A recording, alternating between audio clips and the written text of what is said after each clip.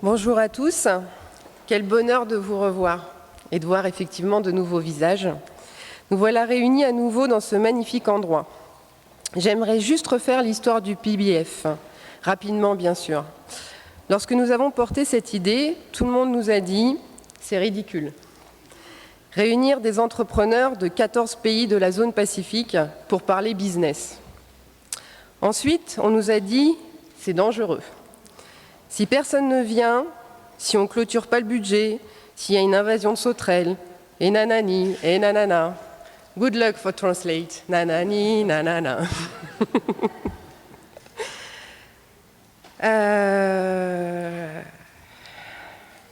Et puis, la semaine dernière, au 70e anniversaire de la CPS, la communauté du Pacifique, nos représentants m'ont dit « c'est évident ». Il faut associer les entrepreneurs aux décisions politiques de nos différents pays. Moralité, ne jamais laisser une excellente idée s'éteindre. Innover, créer, partager, se tromper, recommencer, notre quotidien, notre ADN de chef d'entreprise. Mais tout cela ne peut se faire qu'avec une communauté. Je tiens à remercier l'équipe de la CPME qui encore a tout donné pour faire de cet événement soit un plaisir partagé. Je tiens à remercier tous ceux qui ont fait le déplacement, les chefs d'entreprise, les intervenants, les étudiants, les sponsors, les partenaires, les bénévoles, les institutions, j'en oublie sûrement, tous ceux qui croient dans ce Business Forum et en cette synergie entrepreneuriale du Pacifique. Je finirai par cette phrase de Albert Einstein. La folie, c'est de faire toujours la même chose et de s'attendre à un résultat différent. Merci et très bon forum à tous.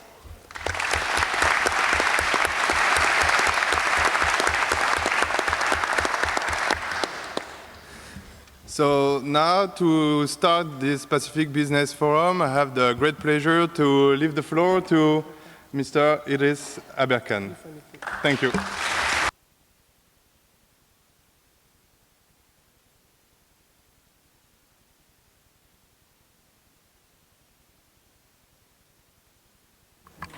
Do you hear me well? So my name is Idriss Aberkan, I'm French. Nobody's perfect. So I'm from Paris, but I'm taking my pills. That's for you, Kiwis and kangaroos in the audience. But I'm going to speak in French, of course, because most of the people here speak French. Bonjour à tous, je suis vraiment très honoré d'intervenir dans cette honorable assemblée. Et en plus, il se trouve que précisément aujourd'hui, c'est ma 300e conférence. Donc vous remerciez. Donc vous repartirez tous avec un porte-clés promotionnel. Hein. Alors, on va rentrer dans le vif du sujet. Est-ce que vous avez déjà vu ce bâtiment? Qu'est-ce que c'est à votre avis? C'est le nouveau siège d'Apple dans la Silicon Valley. J'en reviens justement, j'y étais il y a 4 jours et je l'ai vu en train d'être construit. Ils appellent ça le vaisseau spatial. Également, ils voulaient que ça représente la corbeille de fruits de l'Amérique. The Fruit Bowl of America, c'était le nom de la Californie. Bien avant d'être un État de haute technologie, bien avant les jeux vidéo, Internet, etc., la Californie était un État agricole. Et ça l'est toujours. C'est encore là-bas qu'on fait le meilleur vin d'Amérique du Nord. À Bordeaux, il faut la faire très vite, celle-là. C'était un État agricole, c'est encore le plus grand État agricole des États-Unis, avec la culture du produit bien fait. C'est-à-dire que ce qui sort de la terre, il faut le transcender. On ne pense pas trop volume, on pense surtout qualité. Et ça a eu un impact énorme sur le plan culturel sur la Silicon Valley. Alors, il y aurait beaucoup de choses à dire sur ce magnifique bâtiment. Il témoigne avant tout de la grande prospérité d'Apple. C'est une plaisanterie à 4,5 milliards en dollars, ce bâtiment. C'est plus grand que le Pentagone. On peut faire tenir le Pentagone dans la cour intérieure de ce bâtiment. Donc ça témoigne vraiment de la gigantesque et insolente prospérité d'Apple. Quand Apple téléphone à sa banque aujourd'hui pour savoir combien ils ont sur leur compte courant, à votre avis, la banque répond quoi? La banque répond: votre compte est créditeur du PIB du Qatar, plus le budget de défense français. Et quand je la fais à Washington, ils me disent mauvais exemple. Vous avez rigolé qu'à moitié à celle-là. On a bien senti une certaine réserve. La banque répond, votre compte est créditeur de 250 milliards de dollars. Bitch. Première slide, hein, c'est pour moi la traduction simultanée. Ça me fait plaisir.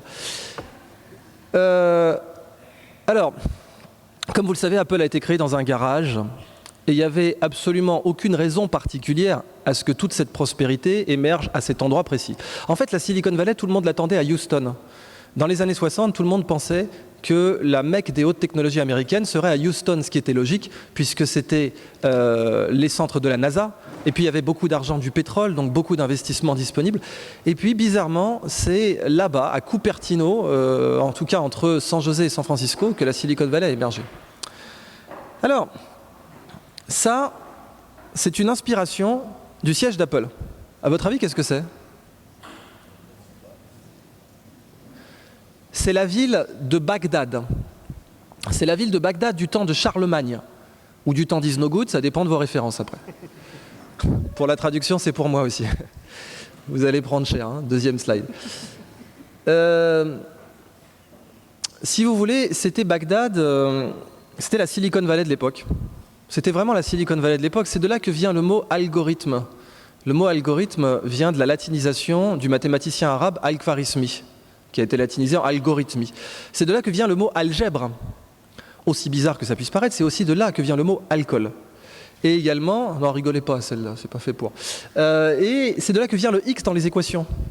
Les Arabes notaient l'inconnu avec une lettre qui se prononçait R, et les Espagnols, quand ils ont voulu latiniser ce R, l'ont remplacé par une lettre qu'ils prononçaient R eux-mêmes, le X, Mexico. Donc c'est de là que vient le X dans les équations. Et c'était vraiment la Silicon Valley de l'époque parce que c'est là-bas qu'on fabriquait les meilleurs instruments de navigation céleste au monde. Et quand vous étiez caravanier sur la route de la soie, eh bien, avoir un instrument de navigation céleste, ça pouvait vous faire gagner 2 semaines sur votre trajet. Donc en bas de bilan, ça se voyait. Et il fallait le mettre à jour. C'est-à-dire que vos astrolabes, il fallait les mettre à jour. Exactement comme un ordinateur aujourd'hui. Donc on vendait le hardware et le software. Cette ville est devenue richissime comme ça, en vendant de la connaissance plutôt que des matières premières. J'aime beaucoup cette ville parce que, évidemment, son commanditaire était un prince musulman, mais le premier architecte était juif, le deuxième architecte était zoroastrien, le financier était bouddhiste et le maître d'œuvre était chrétien. Putain, c'était une autre époque quand même. Et ce qu'il faut retenir de cette magnifique ville qui s'appelait par ailleurs Madinat as-Salam, la ville de la paix, c'est que ça, c'est Bagdad avant le pétrole. Et que Bagdad avant le pétrole était beaucoup plus riche, puissante et influente que Bagdad après. Là, vous avez un Bagdad qui s'est mis en plein désert, non pas parce qu'il y avait du pétrole, mais parce qu'en plein désert, on voit très bien les étoiles. Et quand vous voulez être la capitale mondiale de l'astronomie et des mathématiques, c'est l'endroit idéal. Donc là, vous avez un Bagdad qui ne creuse pas le sol, mais qui creuse le ciel. Quand on creuse le sol, au bout d'un moment, on touche le fond. Mais quand on creuse le ciel, à quel moment on touche le fond ? Quand on creuse pour du pétrole, au bout d'un moment, on peut dire « ça y est, j'ai sorti tout le pétrole ». C'est pas pour tout de suite, certes, mais ça arrivera bien un jour. Quand on creuse le ciel, à quel moment on peut dire « ça y est, j'ai sorti toutes les étoiles ». Vous avez dans Le Petit Prince un comptable qui compte les étoiles, mais il n'a pas fini de compter. Ça, c'est l'économie de la connaissance. La connaissance est beaucoup plus précieuse que le pétrole. Aujourd'hui, Facebook, qui a été créé en 2004, Facebook vaut plus que Total, Vivendi, L'Oréal, LVMH, AXA et Airbus réunis. Facebook vend des données. La donnée est beaucoup, beaucoup plus chère que le pétrole. Et c'est qu'un seul exemple. Mais avant de vous parler de tout ça, cette notion qu'au fond, on est un peu dans une seconde renaissance, là, maintenant, tout de suite, on n'en a pas conscience. Mais c'est un peu normal, Michel-Ange, Léonard de Vinci n'en avaient pas conscience non plus. Michel-Ange et Léonard ne se levaient pas tous les matins en se disant hey, « les mecs, c'est la Renaissance, il faut assumer un peu ». Non. Le mot Renaissance, il intervient beaucoup plus tard. Mais avec le recul, c'est vrai que cette période qu'on a appelée la Renaissance était particulière. Il y avait l'imprimerie. Aujourd'hui, il y a Internet. Il y avait la médecine à la Renaissance. Aujourd'hui, il y a les neurosciences. Il y avait les Amériques à la Renaissance. Aujourd'hui, il y a l'espace. Avec Elon Musk, le patron de Tesla, qui a eu cette phrase célèbre « J'aimerais bien mourir sur Mars, mais pas à l'impact ». Donc on est dans une situation très comparable à la Renaissance, et pour bien comprendre ce genre de situation, il faut comprendre un message très simple qui est le message le plus important de cette conférence. Je suis très honnête avec vous, je n'ai pas de message plus important que celui qui va s'afficher dans cette petite bulle. C'est pour ça que quand je vous l'aurai donné, ce message, vous pouvez vous lever, partir, prendre un verre de cava, parce que, oui, je régionalise mes blagues, vous avez vu, parce que je n'ai pas de message plus important que celui-là. Et ce message, c'est que toute révolution dans l'histoire de l'humanité, qu'elle soit philosophique, morale, scientifique, technique, religieuse, légale, si c'est une révolution, systématiquement, ça passera par 3 étapes. D'abord, c'est considéré comme ridicule. Ensuite, c'est considéré comme dangereux. Et enfin, c'est considéré comme évident. Ridicule, dangereux, évident. Prenez le droit de vote des femmes, par exemple. Ouais, sur une audience de 300 personnes, il y a toujours quelqu'un pour dire non, c'est encore ridicule aujourd'hui. Vous trouverez une caisse de tomates mûres sous vos sièges. Mais si on se place dans le cas français, 1789, Déclaration des droits de l'homme et du citoyen. Et la citoyenne dans tout ça? Non, c'est pas sérieux. Bon. Olympe de Gouges va être décapitée, donc on rentre dans le dangereux. Mais après la décapitation d'Olympe de Gouges, qui a été décapitée juste parce qu'elle voulait faire une déclaration des droits de la citoyenne, eh bien pendant les 100 années qui vont suivre, les droits de la femme, on n'en parle pas. Je veux dire, la citoyenneté féminine, c'est pas sérieux. 1889, 100 ans plus tard, c'est dangereux. Qui va garder les gosses et faire la vaisselle? Parce qu'au bout de 100 ans, les hommes ont commencé à se poser les vraies questions. Alors les suffragettes, on les torture, on les psychiatrise, on les incarcère et en dernier recours, on les tue. À Londres, en 1889, une raison légale pour interner psychiatriquement une femme, c'était lit des romans. Fin de la blague. Et aujourd'hui, les femmes votent. And so what? C'est complètement évident. Sauf pour certains pays à qui on file la Légion d'honneur. Mais... Je l'ai faite devant des préfets, celle-là. Si vous me cherchez, vous me trouverez dans le club SM le plus proche. Tout ça pour vous dire que ridicule, dangereux, évident, ce n'est pas synchrone, politiquement et géographiquement. Et ça, c'est une opportunité. Certains pays, certaines zones, peuvent prendre le pas sur d'autres en décidant que quelque chose qui était considéré comme ridicule deviendra évident. Mais dites-vous bien que ces 3 étapes sont tellement vraies que si une idée ne passe pas par ridicule, ce n'est pas une révolution. La réciproque n'est pas vraie. C'est-à-dire que toute révolution doit forcément passer par ridicule, mais toute idée à la con n'est pas forcément révolutionnaire. Et pour un décideur, il est très difficile de faire la part des choses entre une révolution et une idée débile chimiquement pure. Je vois à vos têtes que vous en manipulez tous les jours. Si une idée n'est pas considérée comme ridicule, ce n'est pas une révolution. Tout ce qui nous entoure, là, l'électricité, le courant alternatif, c'est passé par ridicule, dangereux, évident. Pour Thomas Edison, le courant alternatif était dangereux. Il avait même milité pour que se faire électrocuter se dise en anglais se faire Westinghouser, parce que c'était la société concurrente de General Electric, Westinghouse, qui portait le projet du courant alternatif. Le courant alternatif aujourd'hui nous entoure, il est évident. L'informatique personnelle. Le fait que les femmes puissent porter des pantalons. C'était encore interdit à l'Assemblée nationale jusqu'à la fin des années 80.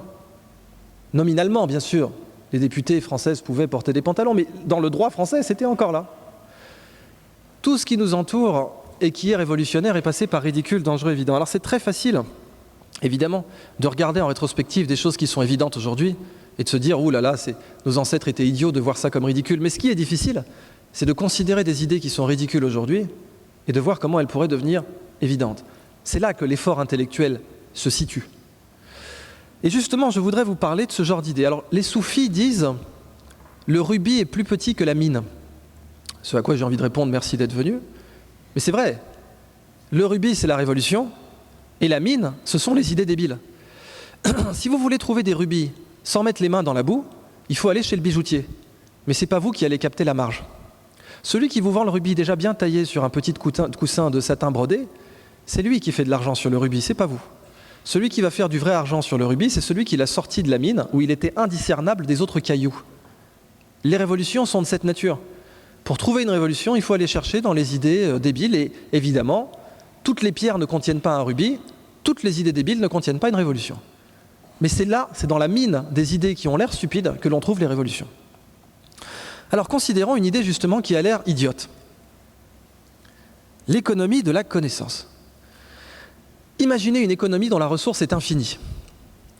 Imaginez une économie où 1 et 1 font 3, littéralement, et je vais vous le démontrer. Imaginez une économie où tout le monde est né avec du pouvoir d'achat. Imaginez une économie où le chômeur a plus de pouvoir d'achat que le salarié. Imaginez une économie, enfin, qui maximise littéralement le pouvoir d'achat des amoureux. Ça veut rien dire, mais on va le démontrer quand même.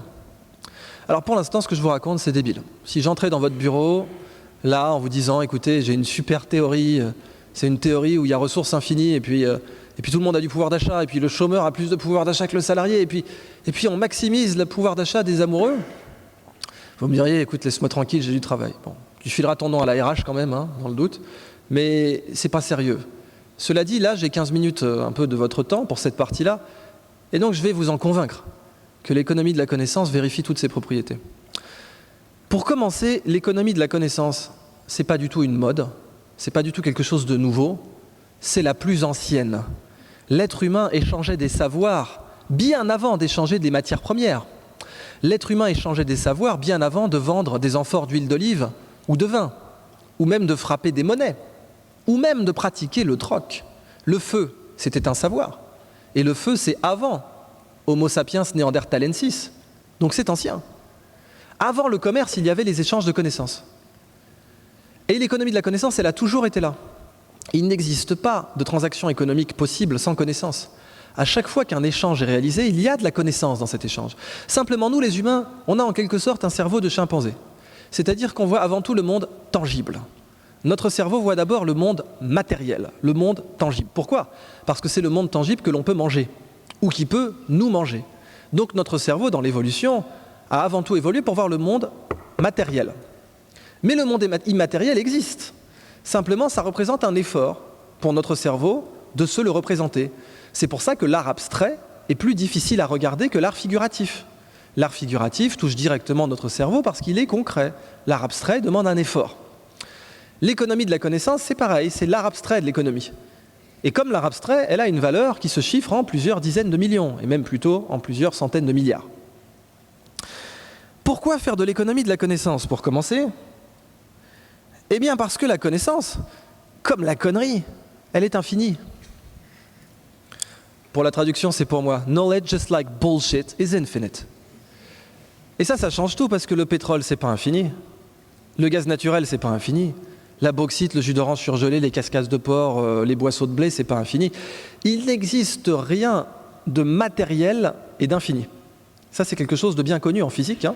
La quantité d'énergie dans l'univers étant fixe, il n'existe rien de matériel et d'infini. Mais dans le monde immatériel, l'infini existe. Vous pouvez dire, bon, quand j'ai creusé un puits de pétrole, au bout d'un moment, j'ai extrait tout le pétrole possible. Mais à quel moment vous pouvez dire, j'ai extrait toute la connaissance possible ? Ça, c'est pas possible de dire ça. Si vous remplacez la connaissance par exemple, logiciel, et monsieur Léandri, qui est à côté de moi, s'y connaît bien plus que moi dans le métier, et vous dira qu'il est impossible de dire « j'ai écrit tous les logiciels possibles ». Si vous remplacez connaissance par livre, à quel moment pouvez-vous dire « j'ai écrit tous les livres possibles », filmé tous les films possibles, peint toutes les peintures possibles ? La connaissance est infinie, et mathématiquement, pour le démontrer, il suffit de démontrer qu'elle contient un sous-ensemble infini. En mathématiques, tout ensemble qui contient un sous-ensemble infini est infini. L'ensemble des logiciels est un sous-ensemble de la connaissance, et il est infini. Donc il serait théoriquement possible d'avoir une croissance infinie si elle était uniquement immatérielle, c'est-à-dire une croissance de la connaissance et de la sagesse qui est supérieure à la connaissance. Alors vous me direz, tout ça c'est théorique, mais concrètement, à la fin du mois, on fait comment ? Vous n'êtes pas obligé de me croire sur parole, mais vous pouvez croire la Corée du Sud. La Corée du Sud exporte plus que la Russie. Quand j'ai commencé ce tour de conférence, la Corée du Sud exportait 25% de plus que la Russie. Aujourd'hui, les Coréens exportent 100% de plus que la Russie. Alors qu'ils ont 3 fois moins d'habitants et 171 fois moins de territoire. Les Russes, ils ont tout. Du pétrole, du gaz naturel, du bois, de l'uranium, du platine, des diamants, des mannequins, tout ce qu'il faut. Et ils exportent 2 fois moins que les Coréens. Les Coréens, qu'est-ce qu'ils nous vendent? Des disques durs, des téléphones, des écrans, des lasers, des systèmes de guidage satellite, des logiciels, des pièces auto. Ils sont devenus meilleurs que les autres qui avaient 100 ans d'avance sur eux en pièces auto, par exemple les Allemands. C'est aussi le plus gros armateur au monde, la Corée du Sud. Et la seule chose qui les prédisposait à être le plus gros armateur, c'était le fait d'avoir un accès à la mer. Mais si ça suffisait, la Somalie serait le plus gros armateur au monde. La Corée du Sud, ils sont passés du PIB par habitant justement de la Somalie au PIB par habitant du Luxembourg à Busan aujourd'hui. On appelle ça le miracle sur la rivière Han. Ils ont un ministère de l'économie de la connaissance. C'est le premier pays au monde à avoir eu un ministère de l'économie de la connaissance, qui aujourd'hui s'appelle ministère de l'économie tout court, puisque de toute façon, ils ne font rien d'autre. Et quand ce ministère veut vendre la robotique à sa population, eh bien, il crée un parc d'attractions, Roboland, dont vous voyez la mascotte ici, Ubo Einstein. Et j'aime beaucoup ce cas parce que Einstein n'est pas coréen. Ils prennent ce qui marche. Les Coréens sont leaders mondiaux dans la culture des océans. Vous voyez ici des fermes d'algues au large d'une des îles coréennes. Et ils les faisaient pour faire des biocarburants, mais également pour faire des algues alimentaires, ou bien primaires, ou bien secondaires, donc ou bien pour nourrir du bétail avec, ou bien pour nourrir des hommes. Et ce n'est que le début. Considérez que vis-à-vis de la mer, on est encore des chasseurs-cueilleurs au fond. Notre attitude vis-à-vis de la mer est encore l'attitude d'un chasseur et d'un cueilleur. On va sur les stocks, on prélève, on ne cultive pas. C'est stupide, surtout en 2017. La plupart des pêcheurs ne savent même pas où se reproduisent les poissons. On sait aujourd'hui qu'il y a une sorte d'acupuncture sur les stocks halieutiques, c'est-à-dire que préserver une toute petite zone dont la surface vous étonnerait peut permettre de renouveler les stocks beaucoup plus rapidement. Et ça a été fait aux Canaries, si le sujet vous intéresse. Acupuncture halieutique. C'est de la connaissance, ça aussi. Savoir quelle zone il faut préserver. Savoir comment pêcher. L'économie de la connaissance, elle a des règles très simples, mais qui changent le monde. Je vous ai dit, imaginez une économie où quand je vous donne quelque chose, il m'appartient encore. Imaginez une économie où 1 et 1 font 3. La première règle de l'économie de la connaissance, c'est que les échanges de savoir sont à somme positive. Qu'est-ce que ça veut dire? Si je vous donne 20 $, ils ne sont plus à moi. Si je vous donne 20 $ sur le plan comptable, ça fait moins 20 pour moi, plus 20 pour vous, moins 20 plus 20 égale 0, on appelle ça un échange à somme nulle. Si je vous donne de l'argent, il n'est plus à moi, mais si je vous donne de la connaissance, elle est encore à moi. Là, je suis en train de vous donner de la connaissance, elle ne sort pas de ma tête. Alors que si je vous donnais de l'argent, il sortirait de mon portefeuille. Donc là, je vous donne de la connaissance, elle ne sort pas de ma tête. Si la connaissance sortait de ma tête à chaque conférence, vous auriez une aubergine à la parmigiane en face de vous. J'espère que ce n'est pas le cas. Il y a eu une vraie hésitation. Donc on peut donner plusieurs fois la connaissance. Le feu, on peut le donner plusieurs fois. L'heure, on peut la donner plusieurs fois. Sa montre, on peut la donner qu'une fois. Donc la connaissance est à somme positive. Ça, c'est une très bonne nouvelle. Comme disait Serge Choudoplatov, quand on partage un bien matériel, on le divise. Quand on partage un bien immatériel, on le multiplie. Si je viens ici avec une pizza, la part individuelle de pizza va être inversement proportionnelle au nombre de gens. Plus on est de fous, moins il y a de pizza. Mais si je viens ici avec une pizza de connaissance, et c'en est une, bien la part individuelle de cette pizza de connaissance ne dépend absolument pas du nombre de gens présents dans la salle. Si je fais rentrer 100 personnes de plus dans la salle, ça ne fera pas moins de connaissances pour chacun d'entre vous. Alors que si j'ai une seule pizza et que 100 personnes de plus rentrent dans la salle, ça fera moins de pizza pour chacun d'entre vous. Donc l'économie de la connaissance, elle encourage le partage. Deuxième loi, les échanges de savoir ne sont pas instantanés. Ça, c'est un problème. Parce qu'un échange de propriété, c'est instantané. Signer un chèque de 20 francs, disons, ou de 20 000 francs, ou de 20 millions de francs, eh bien, ça prend la même signature. Ça prend le même temps de signer 20 francs que 20 millions. Bon. Un transfert de propriété, c'est instantané sur le plan légal. C'est même pour ça qu'aujourd'hui, on a du trading haute fréquence, dont la limite légale est la nanoseconde. Ça signifie qu'on a le droit d'échanger sur les marchés financiers un sac de riz 1 milliard de fois par seconde.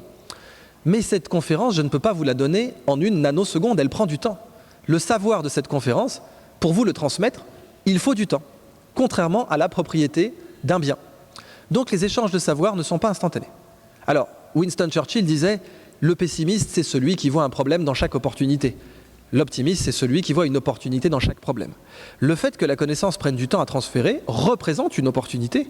Et c'est exactement pour celle-là que des services comme Quant existent, des moteurs de recherche, la capacité à transférer un savoir plus vite et en un seul clic. Troisièmement, les combinaisons de savoir ne sont pas linéaires. Qu'est-ce que ça veut dire? Si vous prenez un sac de riz et un sac de riz et que vous les mettez ensemble, ça fait 2 sacs de riz. Bon. Si vous prenez 1000 francs et 1000 francs et que vous les mettez ensemble, ça fait 2000 francs. 1 plus 1 égale 2. Mais si vous prenez un sac de connaissances et que vous le mélangez avec un autre sac de connaissances, ça ne fait pas 2 sacs de connaissances, ça en fait 3. Parce qu'à chaque fois qu'on regroupe 2 savoirs, on crée un 3e savoir, qui est au pire trivial mais non nul, et au mieux révolutionnaire. Alors ça donne cette magnifique équation toute mignonne. Ouais, je vais devoir faire une parenthèse. On a tellement dégoûté les gens des mathématiques qu'il est prouvé aujourd'hui que certaines personnes, quand on leur montre une équation, eh bien, il y a une partie de leur cerveau qui s'active qui dit en gros « n'essaie même pas ». Je sens qu'il y en a qui se sentent concernés. Alors, désinstallez cette application dans votre tête, désinstallez ce logiciel malveillant qui tourne dans votre cerveau et qui vous dit que vous ne pouvez pas le faire. Cette équation est très simple. Elle dit juste savoir, K c'est pour savoir, knowledge, savoir A et B, le triangle signifie juste et, savoir A et B ensemble, c'est plus que savoir A et savoir B séparément. En fait, c'est très intuitif ça. Si vous remplacez A par étalon et B par jument, on est tout à fait d'accord que si vous avez un étalon et une jument dans le même enclos, tôt ou tard, ça vous donnera plus que s'ils sont dans 2 enclos séparés. Et on m'a dit qu'on aimait bien les chevaux ici. Alors, la connaissance, elle a des petits, elle est prolifique, elle se reproduit. Et c'est très bien de faire l'élevage de la connaissance, parce qu'il y a dans la connaissance ce que l'on appelle de la vigueur hybride. De même que quand on prend un étalon arabe et une jument anglaise, on a un anglo-arabe qui a des caractéristiques supérieures à ses parents pris séparément, vigueur hybride, c'est valable pour le blé, pour le riz, etc. La connaissance aussi possède une vigueur hybride. Quand on hybride des savoirs, on obtient quelque chose qui est supérieur au savoir pris séparément. Et c'est typiquement ce que des sociétés comme Apple ont découvert en mélangeant par exemple l'informatique et le design, qui ne parlaient pas du tout dans les années 60 et 70. Donc ça, c'est plutôt une bonne nouvelle. Mais pour moi, la plus belle dimension de l'économie du savoir, c'est la structure de son pouvoir d'achat. Comment achète-t-on de la connaissance? Je vais vous le faire deviner, c'est pour ça que j'ai laissé la diapo vide. Là, on est en train de réaliser une transaction de connaissance. Je vous donne du savoir et vous me donnez 2 choses en échange. Lesquelles? Qu'est-ce que vous me donnez là tout de suite? De l'attention, très bien. Et quoi d'autre? Du temps, qui est la ressource la plus précieuse dans la vie humaine. Si vous voulez vous convaincre que le temps est la ressource la plus précieuse dans une vie humaine, considérez le fait que quand Gandhi a renoncé à tous les biens matériels, la seule chose qu'il a gardée, c'est une montre. Il a même perdu la chaîne, mais il a gardé la montre. Donc l'attention et le temps, 2 ressources de plus en plus rares. Dans un monde où l'information est surabondante, l'attention est de plus en plus difficile à capter. Il y a une sorte de course à l'armement pour capter l'attention des gens sur Internet. Eh bien, c'est ça l'équation fondamentale de l'économie de la connaissance. Une autre équation toute mignonne, qui ne mord pas, qui dit simplement « la connaissance échangée », phi de K signifie le flux de connaissances, la connaissance échangée à la fin de cette journée va être proportionnelle à l'attention multipliée par le temps. Ça signifie que si vous prenez ce support et que vous le considérez comme un puits de connaissances, comme une nappe de connaissances, eh bien la connaissance extraite de ce puits est proportionnelle directement au produit de l'attention et du temps.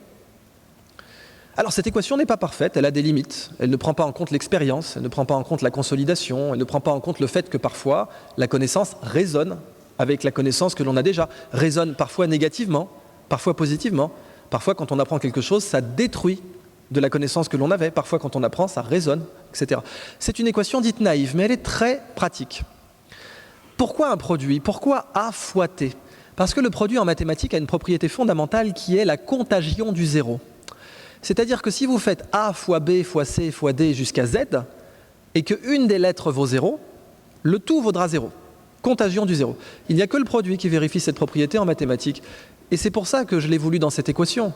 Pourquoi j'ai voulu que si l'un des deux valait 0, le tout vaille 0? Parce que nous sommes tout à fait d'accord que si vous me donnez 1 heure de votre temps, mais que pendant 1 heure vous êtes en mode musique de Barry White dans votre tête, il n'y aura pas beaucoup d'échanges de connaissances. J'aime bien cet exemple parce que statistiquement, il y a forcément une personne dans la salle qui va avoir « Let the music play » pendant 1 heure là. Vous sentez que ça monte ou pas un peu? Si vous me donnez 30 secondes et toute votre attention, l'échange de connaissances ne sera pas énorme non plus. On voit bien qu'il faut payer les deux. Et c'est pour ça qu'en anglais, on dit « pay attention ». Parce que l'attention, il faut la payer. Pay attention, on ne peut pas vous forcer à la vendre, votre attention. Vous devez la payer, choisir délibérément de donner votre attention. Et la meilleure façon de donner son attention, c'est d'aimer ça. Si vous aimez quelque chose, payer de l'attention va être très facile. C'est précisément là que je voulais en venir. La monnaie de l'économie de la connaissance, ce n'est pas l'heure, c'est l'at. Et un at, c'est 1 heure à attention maximale. Attention maximale, c'est très facile à définir, c'est quand vous êtes tellement pris par un bouquin que vous ratez votre station. Quand vous êtes tellement pris par un livre ou par une partie de Candy Crush que vous ratez votre station, vous êtes à attention égale 100%. Et quand vous êtes en mode musique d'ascenseur dans votre tête, vous êtes à attention égale 0. Eh bien, 1 heure à attention maximale, c'est la monnaie fondamentale de l'économie de la connaissance. Du coup, si le pouvoir d'achat est en natte dans l'économie des savoirs, le petit Somalien, eh bien, il a du pouvoir d'achat à la naissance. Il n'est pas né avec 1 000 $ en poche, mais le petit Somalien a des at à la naissance. Son accès au supermarché du savoir n'est pas le même que le nôtre, c'est vrai. L'accès à des magasins de connaissances n'est pas le même en Somalie qu'ici. Mais tout le monde est né avec du pouvoir d'achat dans l'économie de la connaissance. C'est la seule économie qui vérifie cette propriété. Également, le chômeur a plus de pouvoir d'achat que le salarié, puisque le chômeur, par mois, a plus d'at libres que le salarié. Bien sûr, il ne tient qu'à lui de les dépenser dans quelque chose qui peut avoir une valeur économique directe. Mais quelqu'un qui a du temps libre, un retraité, un chômeur, a plus d'at disponibles par mois qu'un salarié. Sauf si le salarié confond sa comptabilité personnelle et sa comptabilité d'entreprise. En at, j'insiste. C'est-à-dire que vous apprenez dans l'entreprise ce que vous auriez voulu apprendre sur votre temps libre. Et c'est pour ça que dans la Silicon Valley, ils encouragent au maximum cette pratique. Apprendre dans la boîte ce que l'on aurait voulu apprendre sur son temps libre. Également, comment appelle-t-on le phénomène qui survient quand on donne toute son attention et tout son temps à une personne? Comment ça s'appelle, ça? L'amour. Quand on aime quelqu'un, on a envie de lui donner toute notre attention et tout notre temps. Nos enfants, on les aime, on a envie de donner de l'attention et du temps. Mais c'est valable aussi pour un domaine, pour un sujet. Si vous aimez un domaine, votre capacité à mobiliser votre attention sur ce domaine explose. Si vous rentrez chez vous et que vous avez une longue journée, si c'est une corvée, vous aurez beaucoup de mal à vous y mettre. Si c'est une passion, ce sera très facile de vous y mettre. La corvée a une forte barrière d'entrée et une faible barrière de sortie. Il est difficile de commencer une corvée et il est facile d'en être distrait. Forte barrière d'entrée, faible barrière de sortie. La passion a une faible barrière d'entrée et une forte barrière de sortie. Une passion est très facile à commencer et très difficile à arrêter. Vous voyez donc là que aimer ce que l'on fait peut nous rendre plus compétitifs. Quand on aime quelque chose, on mobilise plus facilement nos at dessus. En conséquence, l'économie de la connaissance maximise littéralement le pouvoir d'achat des amoureux. Et là, normalement, je jette le micro et je me casse. Vous savez, il y a 2 mensonges fondamentaux de la révolution industrielle. Le premier, c'est nature ou emploi, il faut choisir. Là où il y a de la nature, il n'y a pas d'emploi, c'est la campagne. Et là où il y a de l'emploi, il n'y a pas de nature, c'est la ville. Et la révolution industrielle, depuis 200 ans, nous a laissé avec cette idée qu'il n'était pas possible d'avoir nature et emploi ensemble. Ça, c'est un premier mensonge qu'on va démonter dans cette présentation. Mais l'autre mensonge de la révolution industrielle, c'est produire ou s'épanouir, il faut choisir. Si vous êtes productif, vous êtes forcément dépressif. Et si vous êtes heureux, vous êtes forcément improductif. Et vous savez qu'en français, le mot travail a pour étymologie le latin tripalium, qui signifie instrument de torture. Et l'origine du mot travail, alors c'est aussi trabajo en espagnol, instrument de torture, et en italien lavoro, qui signifie les douleurs de l'accouchement. Donc dans le monde latin, il y a vraiment l'idée que le travail est forcément une douleur et qu'au fond la méritocratie ne peut être qu'une souffrancocratie. Ça, c'est une erreur absolue. On ne peut pas être numéro 1 dans son domaine si on ne fait pas ce que l'on aime. Personne, si vous demandez un prix Nobel par exemple, comment as-tu obtenu ton prix Nobel? Aucun prix Nobel ne vous répondra, parce qu'il fallait bien. C'est la corvée, on a tiré à la courte paille, c'est sur moi que c'est tombé. Non. On ne devient pas numéro 1 si on ne fait pas ce que l'on aime. Et c'est valable aussi bien pour Hermès que pour Usain Bolt. Et je touche 20% sur chaque Hermès vendu. L'économie de la connaissance maximise le pouvoir d'achat des amoureux. Pourquoi produire et s'épanouir ne sont pas des choses opposées? Juste en dessous l'amour, il y a l'addiction. Et oui, tout amour est addictif, mais toute addiction n'est pas forcément amoureuse. Je vous laisse méditer là-dessus 5 minutes, si vous voyez un cas qui vous revient dans votre vie personnelle. Il y a des médias qui sont redoutables pour capter les hâtes.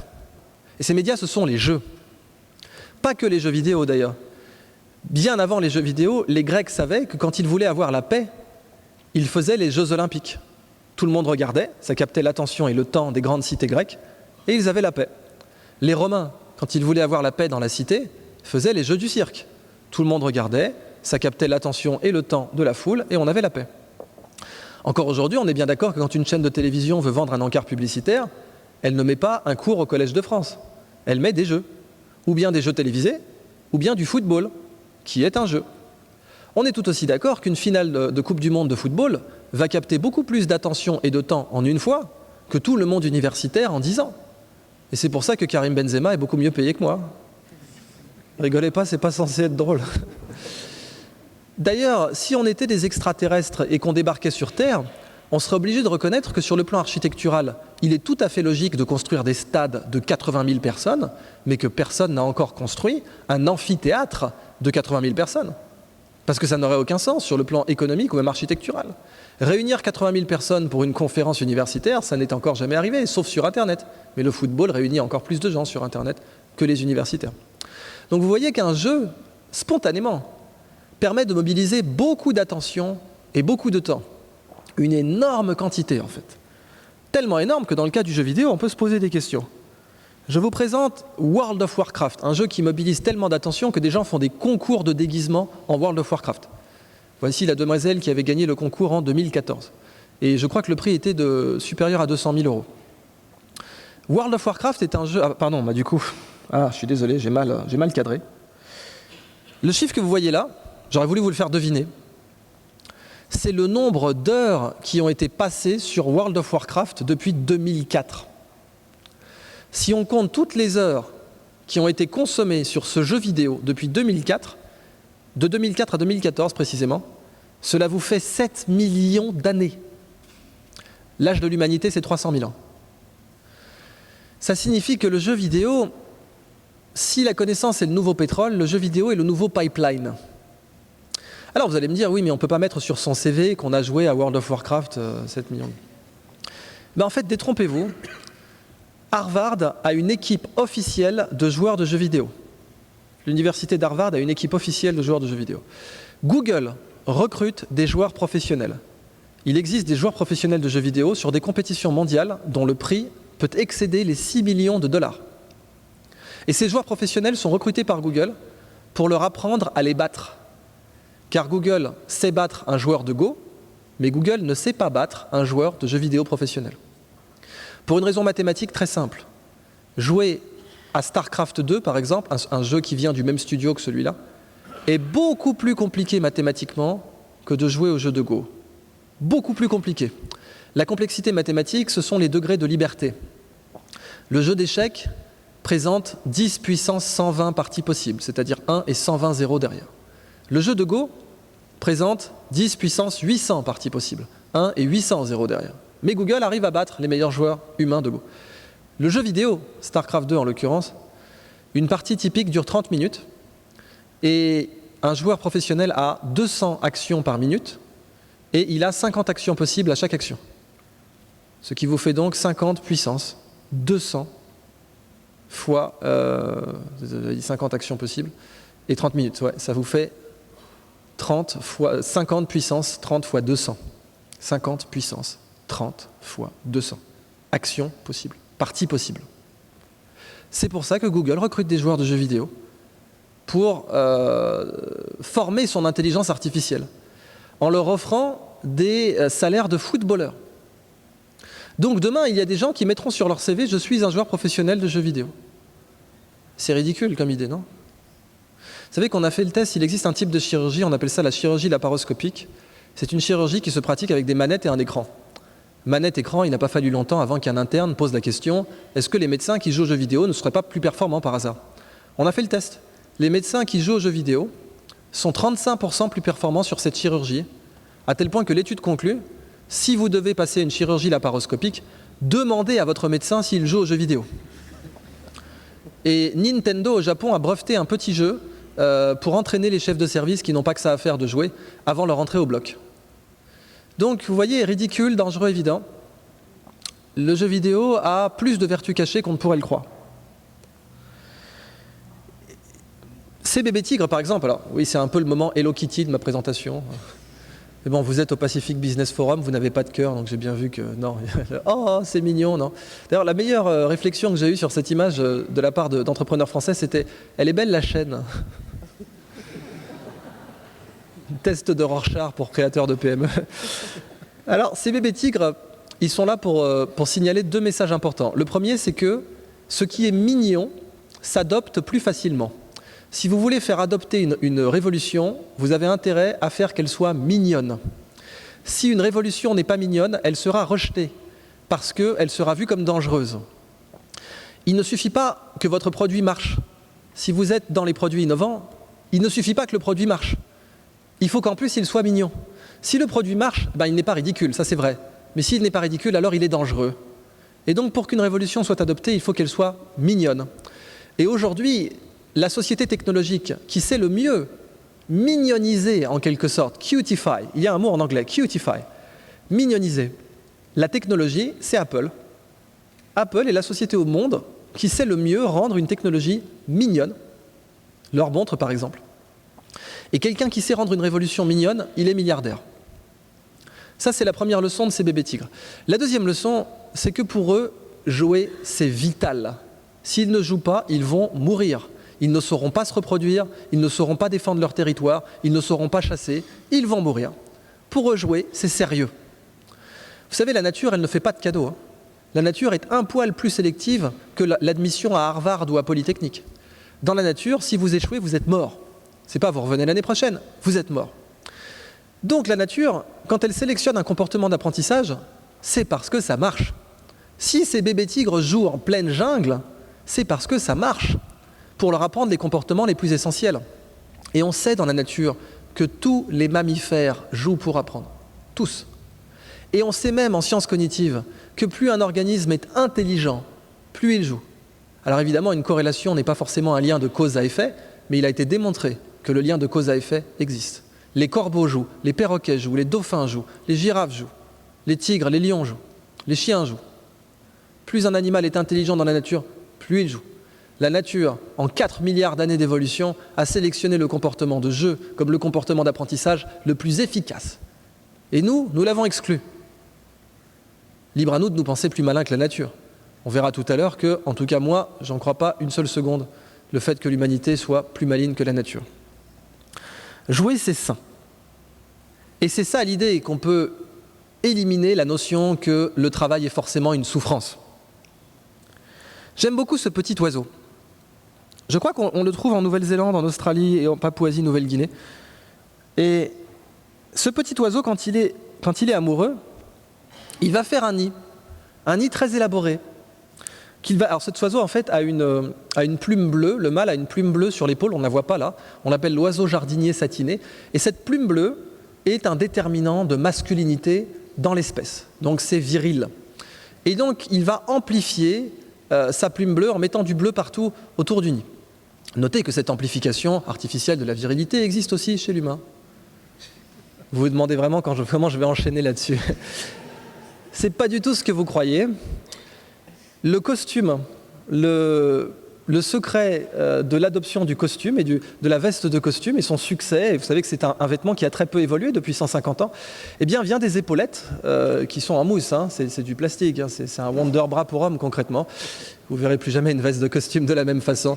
Et ça amplifie la carrure en V, qui est un déterminant sexuel masculin chez l'humain.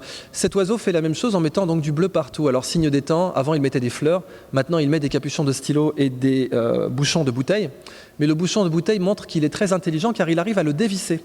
Cet oiseau arrive à dévisser un bouchon. Vous savez qu'un enfant de 18 mois ne sait pas dévisser une bouteille, hein. On est sur un organisme qui est particulièrement intelligent. Alors oui, là, de toute évidence, il veut choper l'oiseau, hein. Pourquoi je vous le montre ? Parce que cet oiseau illustre les 3 P de l'amour. Alors en anglais, ça ne sera pas 3 P justement, mais en français, ça fait 3 P. Précision, persévérance et prise de risque. Précision, persévérance, prise de risque. Quand un organisme est amoureux, c'est ça qu'on observe chez lui, dans son comportement. Un comportement plus précis. Aller chercher ses capuchons de bouteille, c'est très précis. Plus de prise de risque, vous remarquez que le nid est construit au niveau du sol. C'est extrêmement dangereux. Au niveau du sol, prise de risque. Et persévérance, si la femelle ne veut pas de lui, il réessayera avec une autre femelle. J'ai beaucoup appris de cet oiseau. Précision, persévérance, prise de risque, vous voyez bien à quel point ça vous rend plus compétitif si vous êtes entrepreneur. Si vous êtes entrepreneur, aimer ce que vous faites va vous donner une capacité de persévérance supérieure à la moyenne. Les Japonais illustrent cette notion avec la notion d'ikigai. Ikigai en japonais signifie raison d'être. Et l'ikigai, c'est l'intersection de fais ce que tu aimes, fais ce dont le monde a besoin, fais ce pourquoi tu peux être payé, car il n'y a aucune honte à ça, et ce dans quoi tu es bon. Et quand vous trouvez l'intersection de ce que j'aime, ce dont le monde a besoin, ce pourquoi je peux être payé, et ce dans quoi je suis bon, vous avez trouvé votre ikigai. Et pour les Japonais, on peut attendre jusqu'à 70 ans pour trouver son ikigai. Il y a des grands maîtres potiers qui n'ont commencé leur métier après avoir été par exemple notaire qu'à la retraite. C'est le chemin qui compte. Mais ce chemin devrait être la raison d'être des humains. Pourquoi ? Parce que toute personne productive n'est pas forcément épanouie, mais toute personne épanouie est forcément productive. Vous ne verrez jamais quelqu'un d'épanoui en prison, ça n'existe pas. Quelqu'un d'épanoui est toujours un trésor pour la société. Alors que quelqu'un de productif peut un jour devenir un poids pour la société si, disons, un jour il pète les plombs et tue quelqu'un. Un bel exemple pour moi de ça, de l'ikigai, c'est Wallace Chan, le plus grand bijoutier sur Terre. Et c'est pas moi qui le dis, c'est Bulgari, Boucheron, Tiffany, Van Cleef & Arpels, etc. Ce monsieur était moine bouddhiste, un métier qui ne vous prédispose pas à taquiner de la pierre précieuse tous les matins. Et pourtant, il est devenu le plus grand bijoutier sur Terre. Il a eu le déclic un jour, il s'est dit, moi ce que je veux c'est tailler des pierres, il n'y a rien qui m'excite plus que de tailler des pierres. Et ses amis, ses parents lui ont dit, écoute, c'est très gentil, mais t'es moine bouddhiste, tu possèdes que ton sari, tu verras jamais un diamant de ta vie, il faut que tu te fasses à cette idée-là quand même. Et Wallace Chan dit, non, je veux devenir bijoutier. Alors il part à Hong Kong, il vit dans une chambre de bonne, avec les toilettes sur le palier, il survit, se fait arnaquer des tonnes de fois, se fait vendre des cailloux sans aucune valeur avec la paye qu'il a mis 6 mois à gagner. Et puis un jour, un milliardaire hongkongais lui confie la construction d'un tombeau pour un saint bouddhiste. Cet homme rapportera que Wallace Chan, qui avait posé sa tente à côté du tombeau, on lui apportait ses repas, on lui prenait ses toilettes, et l'homme rapportera que Wallace Chan n'est pas sorti de cette tente en 4 mois. C'est ça l'amour, hein. Il avait la tente qui communiquait avec l'édifice du tombeau, et il a testé des nouvelles techniques d'orfèvrerie, ce qui fait qu'il en a découvert plein qui n'étaient pas dans les manuels. Et au bout de 4 mois, c'était un chef-d'œuvre absolu. Alors, comme disait Picasso quand on lui demandait combien de temps il vous a fallu pour peindre cette toile, parce que quelqu'un avait vu qu'il avait peint une toile en 30 minutes. On lui dit, attends, tu te fous un peu de ma gueule quand même, 2 millions de dollars pour une toile en 30 minutes. Et Picasso avait dit, pour peindre cette toile, il m'a fallu 35 ans et 20 minutes. Et c'est pareil pour Wallace Chan, c'est que 20 ans plus tard, voilà ce qu'il produit. Il a refusé une vente à 210 millions de dollars, ce monsieur. Et non, je le garde, il me plaît. Voilà un autre de ces bijoux. Les pierres sont tenues avec d'autres pierres. Il n'utilise pas de métal pour sertir ces pierres. C'est une sorte de... Vous savez comment on appelle ça ? Tenon mortaise. Hein, c'est une technique d'assemblage sans boulon, sans clou. Vous voyez, la pierre à l'intérieur est taillée encore.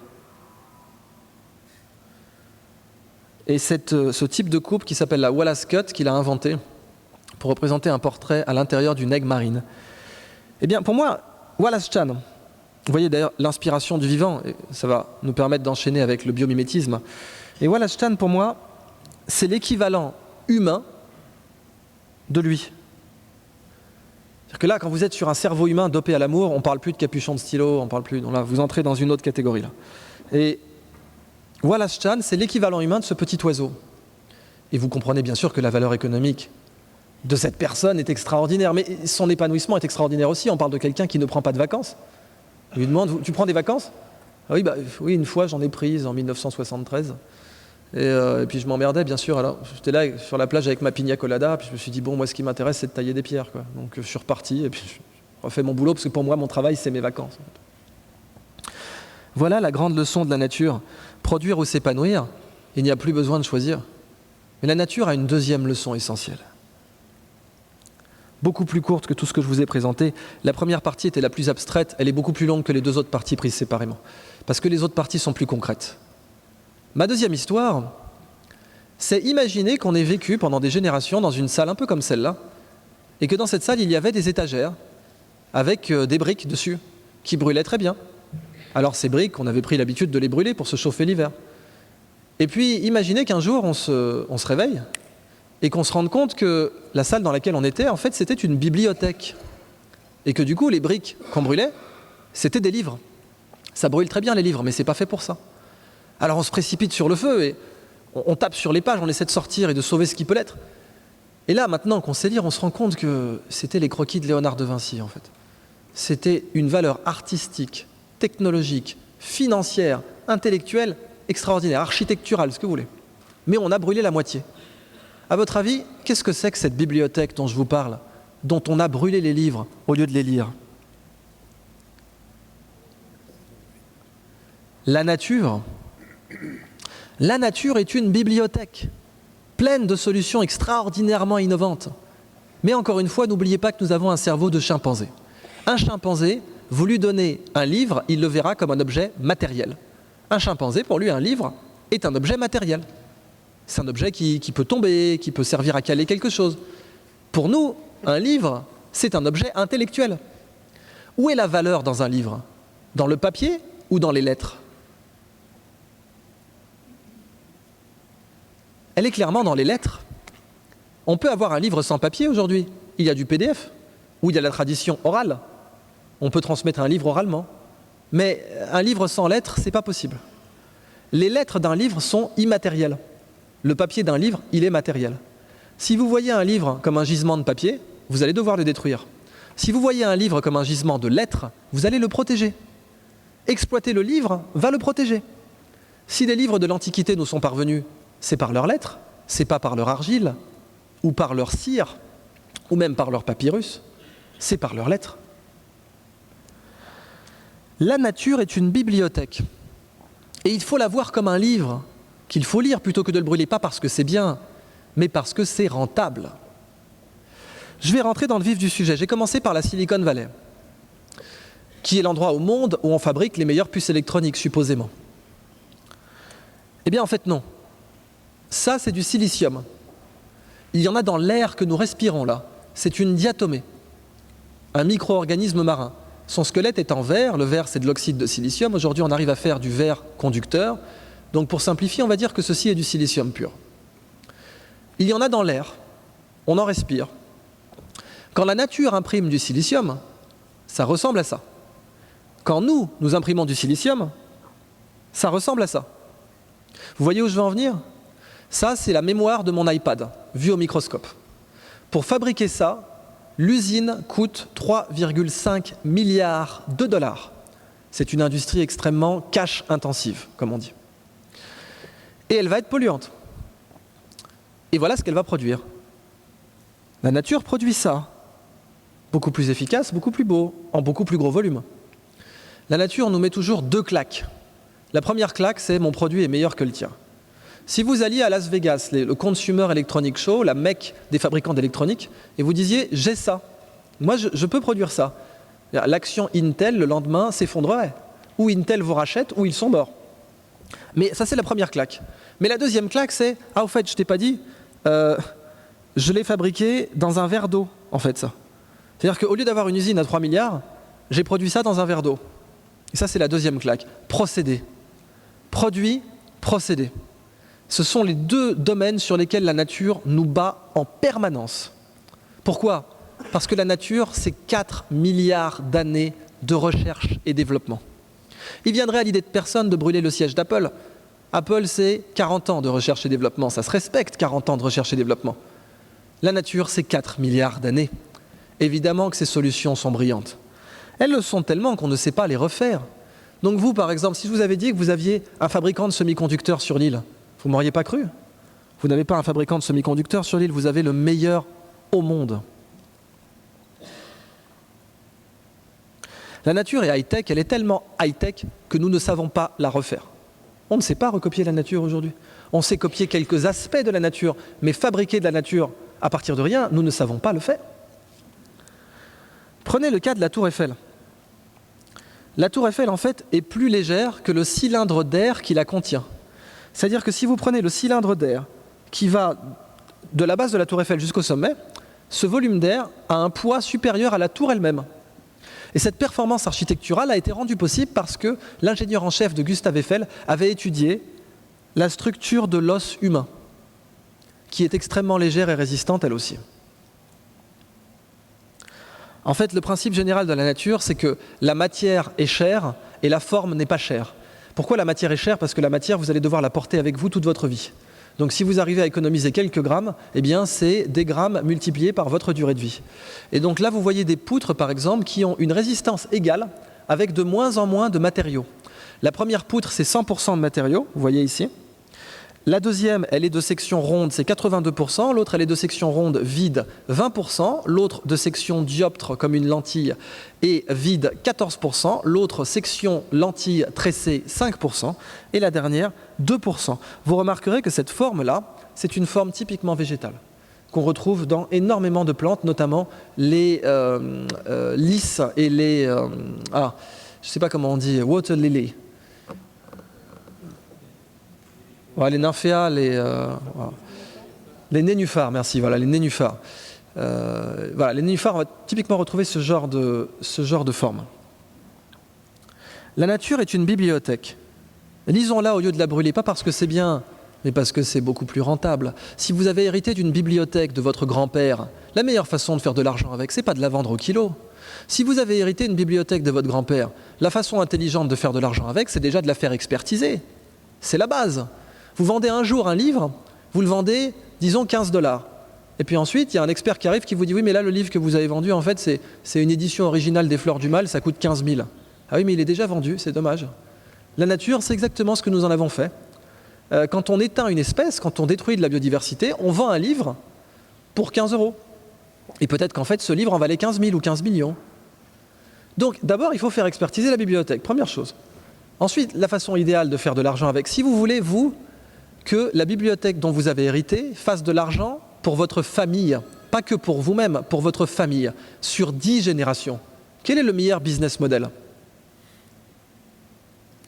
La louer, ne pas la vendre, qu'elle reste dans votre patrimoine, et vous la louez. Et vous dites, voilà, l'accès à la bibliothèque, ça sera tant. Tu as une demande particulière, tu vas photocopier mon livre, voilà. Et là, vous pouvez être sûr que vos arrière-petits-enfants continueront à faire de l'argent avec votre bibliothèque. Alors que si vous la vendez livre après livre, évidemment, au bout d'un moment, il n'y en aura plus. Or, quand on partage les lettres d'un livre, on le préserve, on le multiplie. Mais la bonne nouvelle, c'est que les lettres d'un livre valent beaucoup plus cher que son papier. C'est-à-dire un livre avec aucune lettre écrite dessus vaut quand même un peu moins cher qu'un livre avec des lettres écrites dessus. C'est la base. La nature, c'est la même chose. Là, je vous ai mis d'un côté un œuf de casoar. Donc le bel œuf vert que vous voyez, c'est un œuf de casoar. Et de l'autre, du pétrole. Je l'ai mis parce que l'idée, c'est que si vous trouvez du pétrole dans votre jardin, votre banquier, il est content. Si vous trouvez un œuf de casoar, votre banquier, il s'en fout. Moi, je considérais mon travail accompli quand les chefs d'État préféreront trouver de la biodiversité sur leur territoire que du pétrole. Parce qu'en termes de PIB, de produit intérieur brut, ça sera beaucoup plus rentable pour eux. Rappelez-vous, je vous ai dit, la connaissance, vaut beaucoup plus cher que le pétrole. C'est un fait. Apple est beaucoup plus riche que ConocoPhillips ou même que Chevron Texaco. Et Facebook est beaucoup plus riche que Total. Bon. La connaissance vaut plus cher que le pétrole. Et la Corée du Sud n'a pas de pétrole, les Russes ont du pétrole, les Coréens sont plus riches que les Russes. La nature est un gisement de connaissances. C'est même le plus gros gisement de connaissances sur Terre. Il n'existe pas de gisement de savoir supérieur à la nature. Et vous savez ce qui est dingue aujourd'hui, c'est qu'on a de l'espionnage industriel. On a des agents secrets qui sont payés pour aller essayer de photographier les prototypes d'Apple. La nature est beaucoup plus avancée que les prototypes d'Apple et elle se laisserait photographier bien volontiers. Mais on ne va même pas lui piquer sa technologie. La nature ne demande que ça, qu'on lui vole sa technologie. Mais comme elle est grande ouverte, les gens ne s'en préoccupent même pas. L'œuf de casoar, je l'avais pris au hasard. Mais même en le prenant totalement au hasard, il y avait déjà 2 applications technologiques sur cet œuf. La première, c'est que vous voyez, il scintille un peu, il réfléchit la lumière. Il a ce qu'on appelle en anglais un gloss. Avoir une surface réfléchissante très fine, pour la NASA, ça n'a pas de prix. Pour faire des microsatellites, c'est exactement ce dont on a besoin. Et donc la NASA étudie cet œuf pour savoir comment il structure sa surface réfléchissante. Et les œufs respirent, ils ont des pores. Eh bien, des sociétés comme Air Liquide étudient les pores de ces œufs pour faire des membranes filtrantes. Donc même en prenant un exemple au hasard, il y avait déjà 2 applications industrielles. Pourquoi ? Parce que si la nature est une bibliothèque, chaque espèce est un livre. Vous prenez une espèce au hasard, eh bien, il y aura des choses écrites dessus. Si je vous emmène dans une bibliothèque, vous prenez un livre au hasard, il y aura forcément des lettres dedans. La nature, le seul problème, c'est qu'elle n'est pas inventoriée.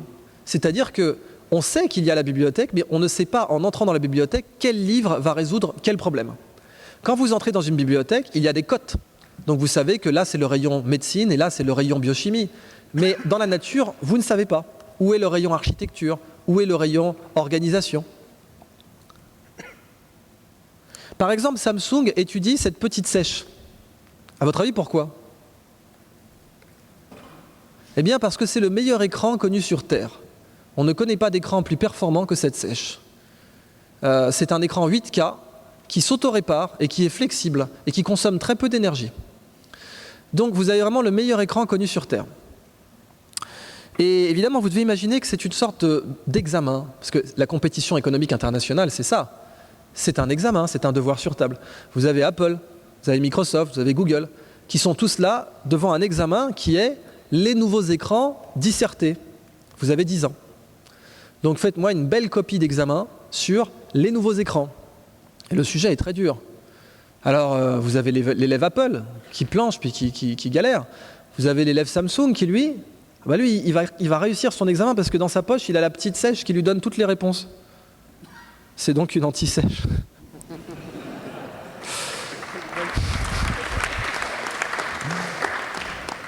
Alors déjà, si vous avez réussi à la traduire, celle-là, je vous respecte sur 15 générations. Bon, Idriss Aberkan, humoriste. Mariage, bar mitzvah, première communion. Alors, cette petite blague était là pour illustrer le concept de raccourci R&D. Si on vous demande, ok, c'est bien mignon la biodiversité, mais comment je fais de l'argent avec? Vous dites, voilà, il y a une méthode, c'est le raccourci R&D. Ça veut dire quoi? Ça veut dire, j'ai un projet de recherche. Moi, je suis obligé de faire de la recherche parce que la compétition internationale ne me fait pas de cadeaux. Sans la nature, j'en ai pour 50 personnes et 10 ans. Avec la nature, j'en ai pour 10 personnes et 1 an. C'est ça le raccourci R&D. C'est un moyen, ce n'est pas le seul, mais c'est un moyen de faire de l'argent tout de suite avec la nature. Vous savez, quand on fait de la recherche, on fait une bibliographie. Eh bien, demain, on fera ce que l'on appelle une physiographie. La physiographie, c'est d'aller voir dans le vivant. On parle de physiographie parce que le mot économie, sachez-le, le mot économie a été créé par le mouvement des physiocrates. Et le mot économie signifiait éco, la nature au départ. Économie et écologie avaient la même origine. Le mot économie a été créé par des gens qui disaient que toute valeur financière vient avant tout de la nature. Ils étudiaient, vous savez, les abbayes par exemple, les brasseurs de bière. Ils étudiaient comment la transformation du monde naturel créait de la valeur économique au XVIIIe siècle. C'est de là que vient le mot économie. Donc vous voyez que économie et écologie peuvent se réconcilier et que c'est un des pires des mensonges de la révolution industrielle que d'avoir opposé nature et emploi. Par exemple, alors je vous l'accorde, c'est pas super beau, certes. C'est un projet de voiture qui a vraiment été réalisé, c'est un concept car par Mercedes et leur objectif était de trouver un compromis entre espace et aérodynamique. Vous savez, habitabilité, espace et aérodynamique, ce sont 2 dimensions qui ne communiquent pas entre elles. Essayez de faire voler une caravane pour voir. En général, ce qui a de l'espace vole très mal et ce qui vole très bien a très peu d'espace. Personne n'a envie de passer 15 heures dans un avion. Sauf vous, en fait. Et si jamais on arrivait à compromettre, à concilier espace et aérodynamique, eh bien peut-être que la classe éco de demain serait plus grande que la classe business d'aujourd'hui. Parce que c'est ça tout l'enjeu. Donc vous voyez que c'est bien plus que simplement les voitures. Et Mercedes cherchait depuis des années, sans trouver de solution, jusqu'à ce qu'un de leurs employés dise « Attendez, la solution, La voilà. Le poisson coffre. La meilleure solution connue sur Terre au problème d'optimiser l'espace et l'aérodynamique. Si vous avez déjà vu un poisson coffre, sa manœuvrabilité et sa vitesse sont extraordinaires pour un poisson aussi cubique. Et le cube est évidemment la portion d'espace idéale. Pour avoir un volume, le cube, c'est ce qui se fait de mieux. Et donc, en habitabilité. Ce poisson est la meilleure solution connue sur Terre à des équations différentielles aux dérivées partielles que nous ne savons pas résoudre, mais que la nature a résolues. Alors, ils ont copié directement les lignes du poisson, ils ont même gardé la couleur, et ils ont appelé ça la boxfish car. La moule. Non, je veux dire, on n'est plus dans l'exotisme là, on n'est plus dans le poisson coffre, dans la sèche, dans l'œuf de casoar. Je vous parle quand même de Léon de Bruxelles au départ là. Pour la traduction, c'est le KFC pour les moules. J'ai eu du mal à la trouver celle-là, c'est 300 conf, attention. Donc les moules, j'adore ce cas parce que vraiment c'était sous nos yeux. La colle que la moule utilise pour coller à son rocher est la meilleure colle connue sur Terre. Nous ne connaissons pas de colle plus performante que le byssus de moule. Elle est plus performante que les colles de qualité militaire ou de la NASA. Elle colle sur surface non nettoyée, ce qui est complètement dingue. Et elle colle aussi sur surface mouillée, ou elle colle même sous l'eau. Nous n'avons aucune colle humaine qui colle sous l'eau. Il faut coller d'abord sec et ensuite immergé. Mais cette colle colle sous l'eau. C'est aussi une soie qui était utilisée dans l'Antiquité pour faire des vêtements de luxe.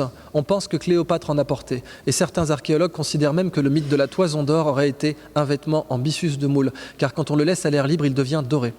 Nous avons des traces d'un tombeau à Budapest où il y avait des vêtements en byssus de moule. Ce tombeau a été détruit pendant la Deuxième Guerre mondiale, mais on a conservé des morceaux de textile et on sait qu'il était en byssus de moule. Donc cette filière existait depuis l'Antiquité et c'est pour ça que je vous parle de nouvelle renaissance. Aujourd'hui, on le jette. On le jette. Quand on cultive des moules, on le jette. En saison, on produit autour de 400 kg par jour sur une exploitation conchilicole. On le jette. Bien, c'est normal ça. Les Chinois aussi ont jeté la soie pendant 1000 ans. Les Chinois, au départ, avaient planté des mûriers pour régénérer les sols. Et il a fallu attendre 1000 ans avant que les Chinois utilisent la soie. Et ça allait donner la route de la soie, la colonne vertébrale du commerce mondial pendant 1500 ans. Donc vous voyez qu'on peut avoir une richesse sous les yeux et la jeter. D'ailleurs, il se trouve que ce byssus de moule est aussi le meilleur fil suturant connu sur Terre. Nous ne connaissons pas de fil chirurgical plus performant que le byssus du moule. D'où la petite blague, « Eh les gars, fermez la plaie avec le fil, pas le coquillage ». Vous voyez la valeur économique de quelque chose que l'on jette. Dites-vous bien que si la nature était une huître, eh bien nous jetterions la perle et nous garderions la coquille. C'est ce que nous faisons tous les jours. La nature est une huître, on jette la perle, on garde la coquille. La perle, c'est la connaissance. La coquille, c'est la matière.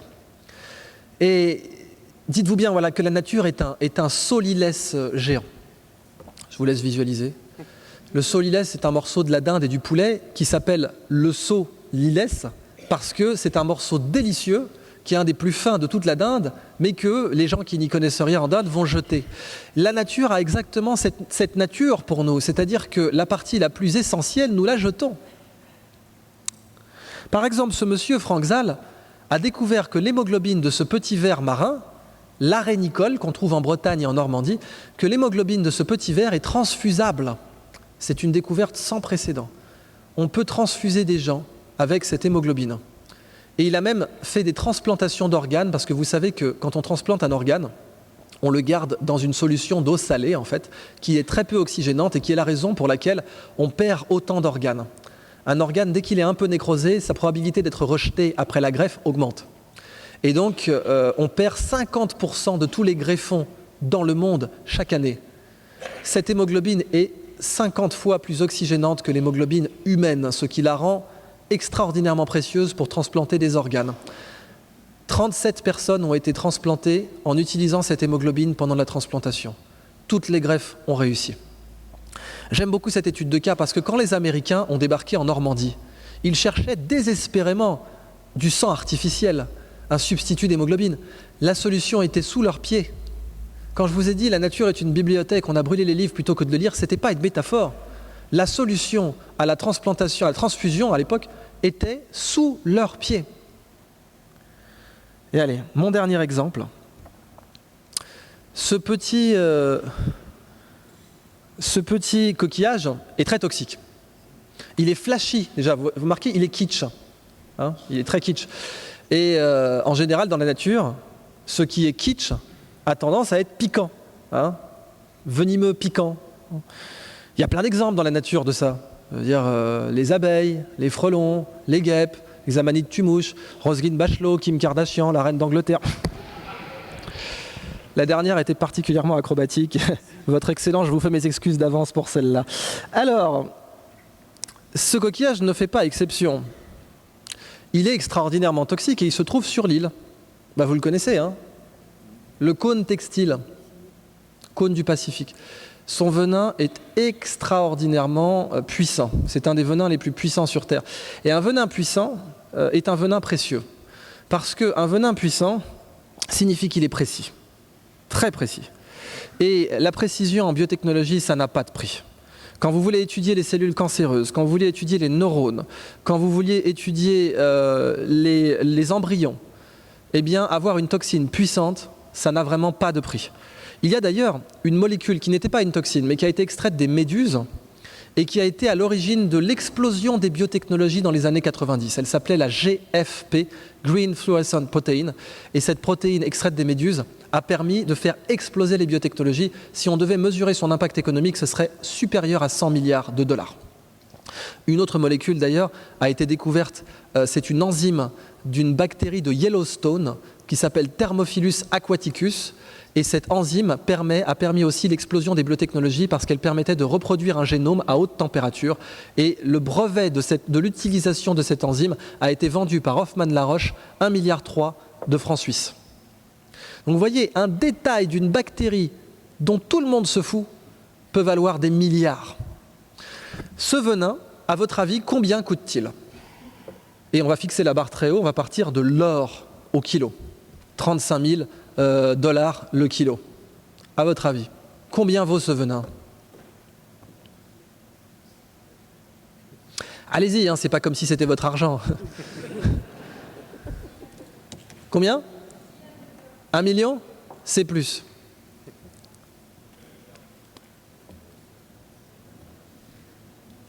Allez-y, vraiment, vous ne devez pas repartir avec à la fin. 100 millions ? C'est plus. 1 milliard, vous avez atteint la limite. Je vous laisse faire le calcul.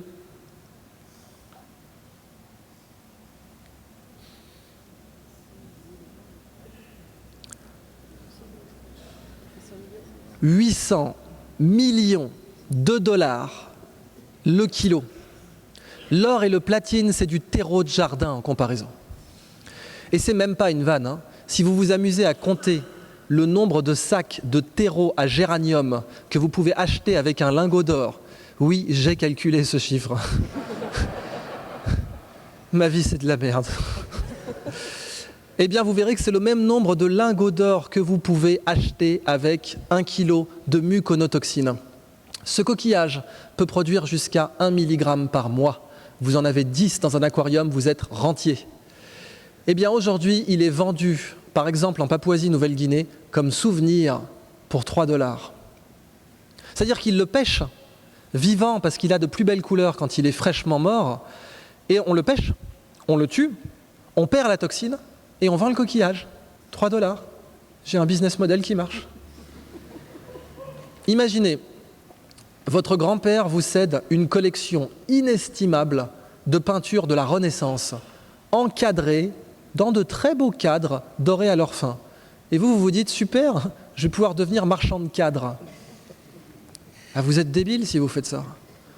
Pour le coquillage, c'est pareil. Super, je vais pouvoir devenir marchand de coquilles. Alors qu'il y a une toxine à 800 $ le milligramme dedans.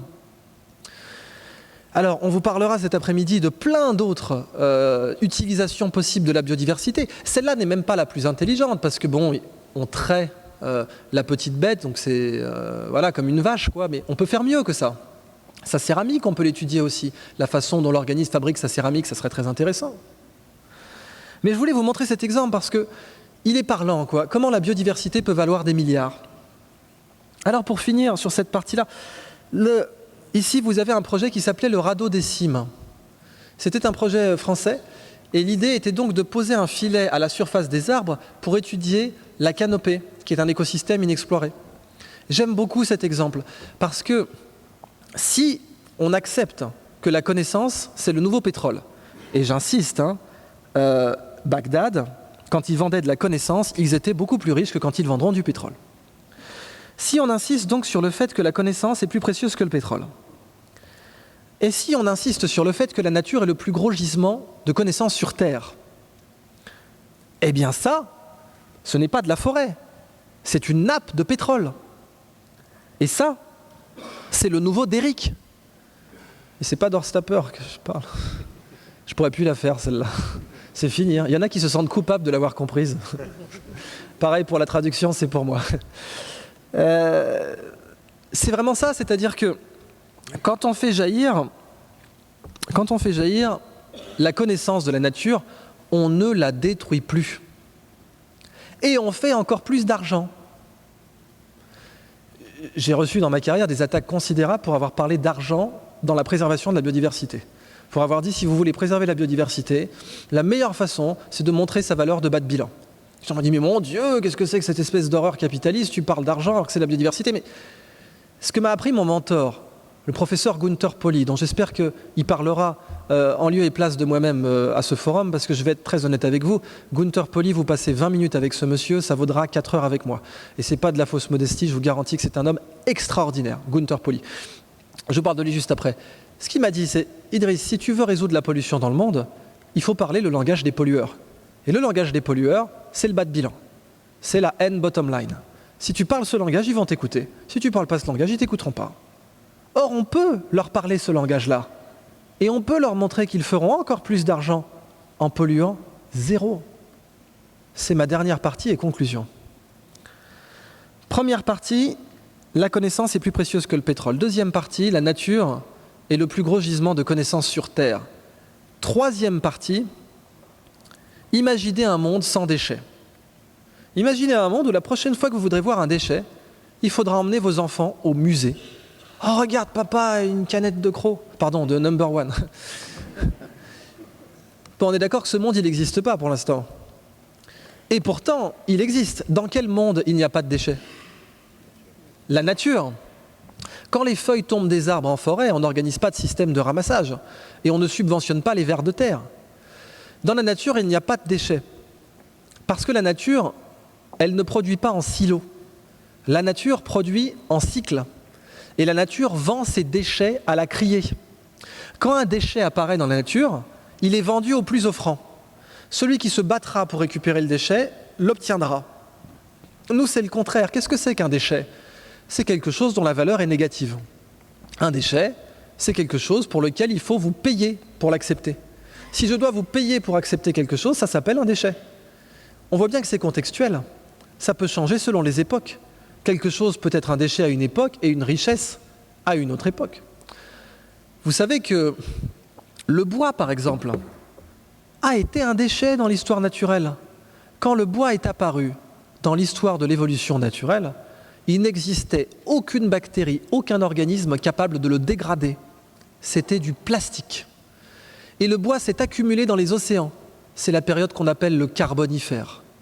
Et si le Carbonifère est une période géologique où d'un coup on a des gisements d'hydrocarbures, donc de carbone compressé, aussi abondants, c'est parce que le bois s'est accumulé à cette période sans pouvoir être digéré pendant plus de 3 millions d'années. Aujourd'hui, on a le continent de plastique qui flotte dans le Pacifique. Mais à l'époque, il y avait des continents de bois qui flottaient sur les océans. Et il existe même une théorie légitimement étudiée aujourd'hui en biologie, dans l'extinction des très grands requins, les mégalodons, qu'en fait, le fait que le bois fasse une couverture à la lumière dans les océans aurait réduit la quantité de nutriments disponibles dans les océans et contribué à l'extinction des très grands prédateurs océaniques. Il y a donc eu une époque où le bois était un déchet, jusqu'à ce que des champignons lignivores découvrent une enzyme capable de le digérer et fassent que le bois soit biodégradable. Le pire déchet de l'histoire naturelle, en fait, c'est l'oxygène. Quand l'oxygène est apparu sur Terre, on le voit en Australie et je crois aussi en Nouvelle-Zélande, certains stromatolites, formations rocheuses qui sont en fait formées par les cyanobactéries, les premières bactéries photosynthétiques dans l'histoire naturelle. Eh bien, ces bactéries, l'oxygène était un déchet pour elles. L'oxygène, ça oxyde, comme son nom l'indique.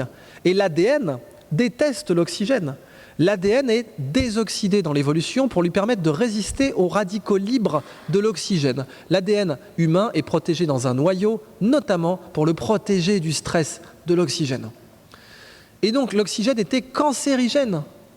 L'oxygène était mutagène. Quand nous, on voit une plante verte, on voit quelque chose de beau et d'élégant.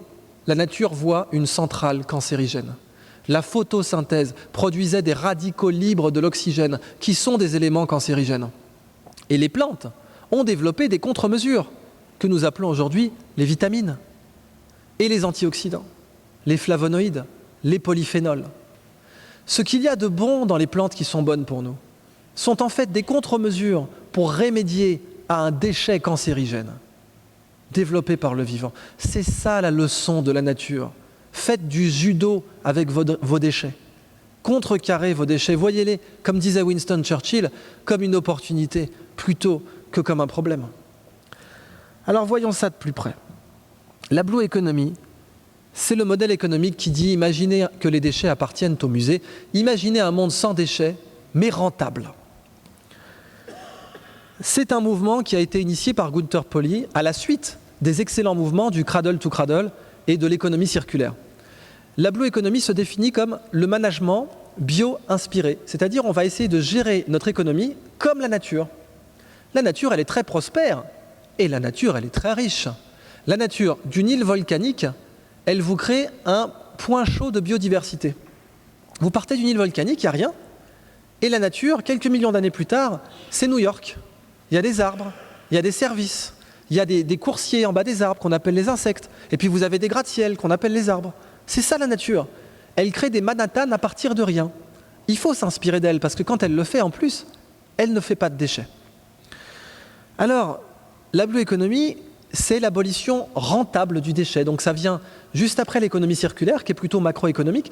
La Blue Economy est là pour dire, en fait, l'économie circulaire, on va la rendre rentable aussi pour les PME, sans même besoin d'intervention gouvernementale. Ça peut être bien de le faire, mais même si on peut s'en passer, on va vous démontrer qu'en fait, votre déchet n'est pas un passif, c'est un actif.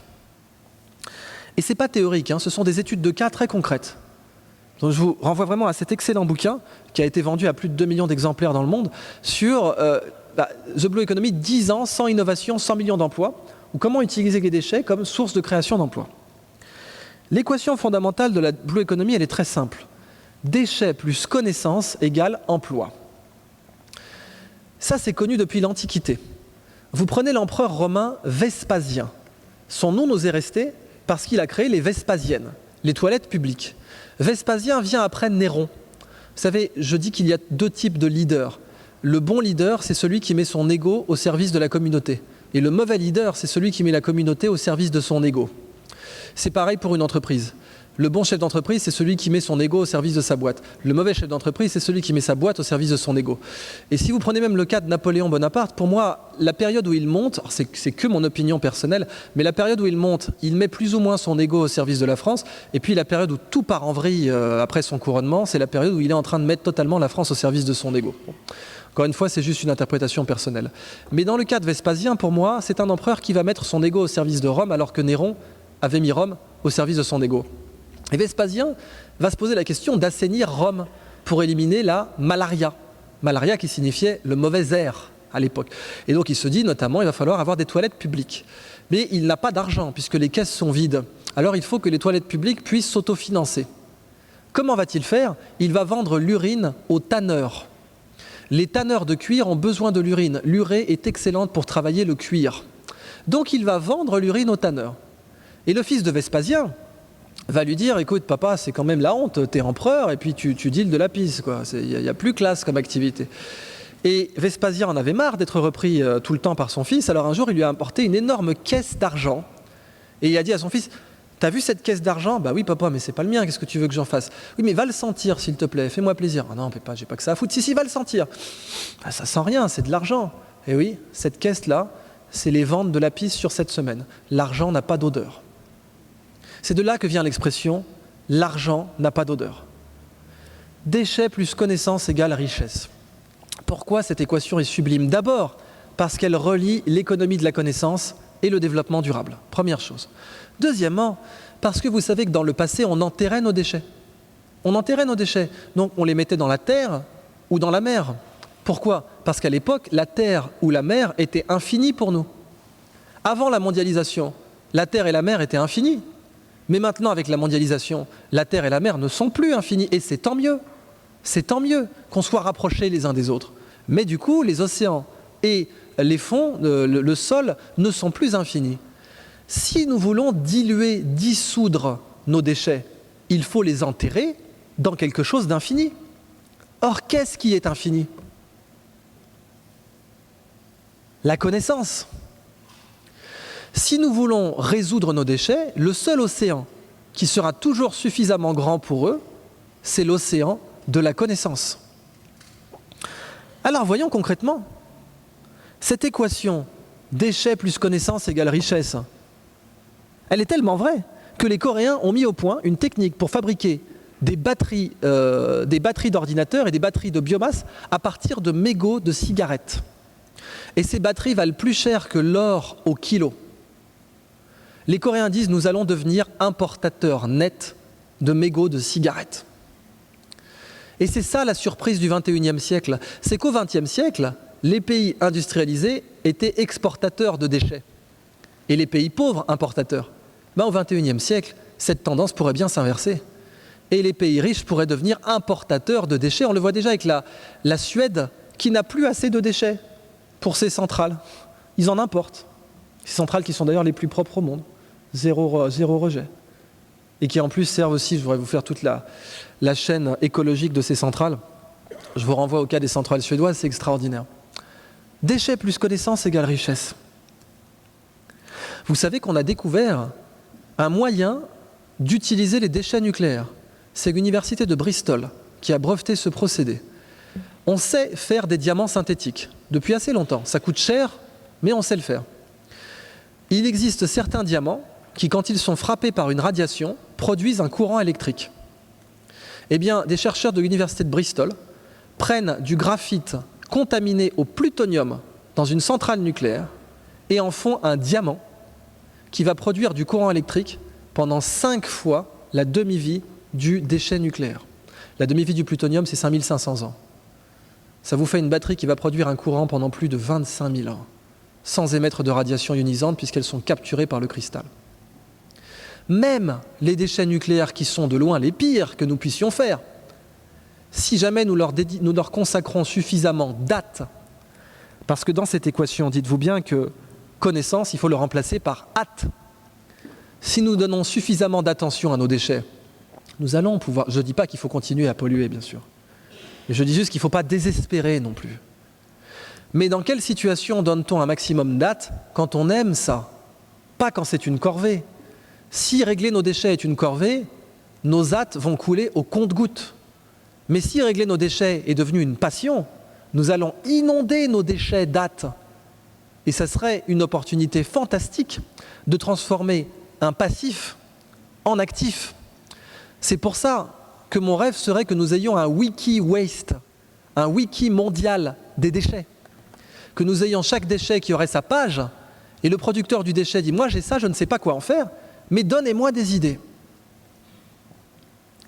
Adidas, alors ça c'est plus de la com, mais ça reste vrai, c'est-à-dire qu'ils ont fait des chaussures imprimées en 3D à partir de déchets de filets de pêche. Un autre cas, c'est cette société qui s'appelle Energaia, c'est une start-up, et ils posent des aquariums à spiruline sur le toit des hôtels. Donc ça c'est à Bangkok, je crois que c'est au Sofitel de Bangkok. Ils mettent de la spiruline sur le toit des hôtels et ils captent 2 fois l'empreinte carbone de l'hôtel, y compris l'empreinte de sa construction ajustée de l'amortissement, et ils vendent la spiruline ensuite directement à l'hôtel. On ne peut pas faire plus court comme chaîne. Cette boîte de Taliatel à la spiruline, 250 grammes, c'est de l'ordre de 7-8 euros. Vous voyez les marges que ça peut faire, sachant que eux, quand ils vendent leur spiruline, elle est GAP, gratuit à produire. parce que la totalité de l'exploitation a été remboursée par les crédits carbone. On vous paye pour fixer le carbone, c'est un déchet. Donc quand vous vendez votre spiruline, c'est 100% de marge. Non, c'est marge infinie. C'est marge infinie, vous avez un coût zéro. Cette start-up, aujourd'hui, sa valorisation pré-monnaie est de l'ordre de 35 millions de dollars. Et c'est qu'un début. Et je ne sais pas si elle marchera, je ne suis pas Madame Soleil, je ne peux pas prédire l'avenir, mais c'est un bel exemple en tout cas. Et il faut persévérer. Dernier exemple, le marc de café. Alors, je vous l'accorde, ce n'est pas un déchet nucléaire. Mais quand on boit un expresso, on ne consomme que 0,2% de la biomasse. Quand on boit un expresso, on ne consomme que 0,2% de la biomasse agricole mobilisée par la culture du café. C'est stupide. Il y a un proverbe qui dit « le savant sait résoudre un problème que le sage n'aurait jamais eu ». Et c'est vrai que si on était sage, ce ne serait pas un problème. Ça, d'ailleurs, on peut faire des briques combustibles avec ce marc de café qui brûle plus longtemps que les bûches de bois. On pourrait faire plein de choses. D'ailleurs, y a des micro-usages. Il paraît que c'est un excellent aftershave. Bon. Mais pour absorber la production mondiale, c'est un peu court. On peut dépuceronner un rosier aussi, enlever les pucerons des roses avec. Mais pareil, on ne va pas absorber la production mondiale de marc de café avec cette solution.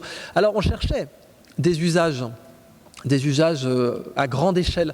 Certaines personnes se sont dit, attendez, c'est de la cellulose, alors peut-être qu'on pourrait nourrir du bétail avec. C'est pas idiot, hein, parce que peut-être que si on nourrit une vache laitière avec du marc de café, peut-être qu'on aura du café au lait direct au pied de la vache. Mais ça marche pas comme ça.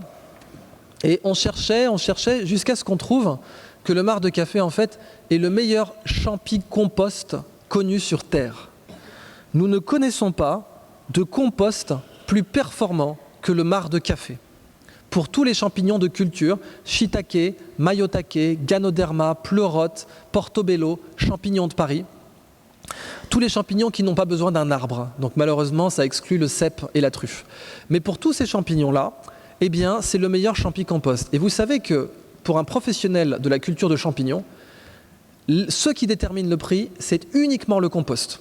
Un champignon, il n'y a pas de manutention, hein, ça pousse tout seul. Vous le mettez dans les bonnes conditions de température et d'obscurité et d'humidité, il pousse. Et ce qui détermine son prix, c'est son compost. Normalement, ce sont des copeaux de chêne pasteurisés. Quand vous êtes fabricant de portobello, cultivateur de champignons portobello, ce sont des copeaux de chêne pasteurisés. Ça coûte très très cher. Un compost haut de gamme. Mais là, c'est déjà pasteurisé, ça sort du percolateur. J'ai envie de dire, what else ? Et donc, vous avez un champi compost qui est plus performant et qui donne un meilleur goût aux champignons. À tel point que vous aurez, de la même façon qu'on a, par exemple, la mozzarella de buffle et la mozzarella normale, eh bien, au restaurant, vous aurez le shiitake normal et le shiitake poussé sur marc de café. Donc, ce n'est plus du tout un déchet, cela devient un actif. Et il y a cette jeune fille, Chido Govero, qui a créé la première marque de café consignée. Donc le marc de café est récupéré et envoyé dans des champignonnières, notamment à Rotterdam. Ils ont réaménagé une ancienne piscine en champignonnière et ils récupèrent tout le marc de café de la ville pour faire des champignons où ils font shiitake, mayotake, ganoderma, pleurote et on est à Rotterdam, champignons magiques aussi. Alors, le café tue les odeurs. Il y a 3 types de personnes qui savent ça. Dans le temps, il y avait les parfumeurs. Les vendeurs de parfums, quand ils vous font essayer plein de parfums, à la fin de la journée, ils sentent pot pourri de chez Chanel. Donc, il vous faut une gomme à parfum, une gomme à odeur. Il y a 2 gommes à odeur très connues, la violette, qui coûte très cher, et le marc de café. Donc, il suffisait d'emporter un peu de marc de café frais pour enlever l'odeur d'un échantillon. Bon. Les autres personnes qui savent ça, ce sont les narcotrafiquants. Les narcotrafiquants sont habitués à planquer le marc de café, la cocaïne, dans le marc de café. Et c'est un problème insoluble parce que... Insoluble... Il faudra un petit tambour, un truc. C'est un problème insoluble parce que vous ne pouvez pas entraîner vos chiens. Par exemple, quand j'ai voyagé à Auckland, j'ai été frappé par la qualité du contrôle biosécurité. Je n'avais jamais vu un contrôle de biosécurité aussi génial. D'ailleurs, au passage, je ne sais pas si vous avez déjà voyagé à l'aéroport d'Auckland dernièrement, l'annonce de biosécurité, elle est super mignonne. C'est un petit chien qui arrive, c'est Officer Good Boy. Et ça marche super bien. Vous n'êtes pas du tout énervé au fait de devoir faire la queue parce que vous avez le petit dessin animé avec le chien qui est là. Et c'est vraiment exactement ça. Si vous voulez faire adopter une mesure, rendez-la mignonne. Et les Chinois, tous leurs posters pour les amendes, c'est toujours avec 2 policiers tout mignons. On les dirait sortis d'un manga. Donc bon, On va te mettre $250 d'amende, mais, mais on est mignon. Hein, ça marche super bien. Là, les Chinois, il ne faut quand même pas les sous-estimer. Ils arrivent à gérer 1,3 milliard personnes. Et Zbigniew Brzezinski a dit, feu Zbigniew Brzezinski a dit, aujourd'hui, avec la mondialisation, c'est beaucoup plus dur de gouverner 1 million de personnes que de tuer 1 million de personnes. Pour gouverner 1 million de personnes, il faut avoir des techniques, et notamment ces côtés de poster mignons marchent extrêmement bien. Il faudrait l'adopter à Paris, je pense. Alors, les narcotrafiquants savent que le café tue les odeurs. Vous avez également le troisième type de personnes qui savent que le café tue les odeurs. Ce sont ceux qui ont entreposé du maroilles, du fromage trop longtemps dans leur frigo. Quoi, hein. Si votre frigo pue, eh bien, vous mettez un bol de marc de café frais dedans toute la nuit, ça désodorise. Et c'est plus efficace que du Febreze. Mais si vous en êtes à fébraiser votre frigo, changez de frigo. Alors, ce monsieur a fait un textile à base de marc de café qui tue les odeurs. Donc là, vous le voyez en train de sniffer une rame de son textile, dont j'imagine qu'on a enlevé la coque. Et son t-shirt est en S-café. Donc coton enrichi en textile de café, microfibre, ça respire et ça désodorise. Il a un contrat avec Haider pour faire des vêtements de trekking, etc. Et puis la meilleure marge, où se situe la meilleure marge? Si vous avez un rouleau de tissu, quelle industrie va vous donner la meilleure marge?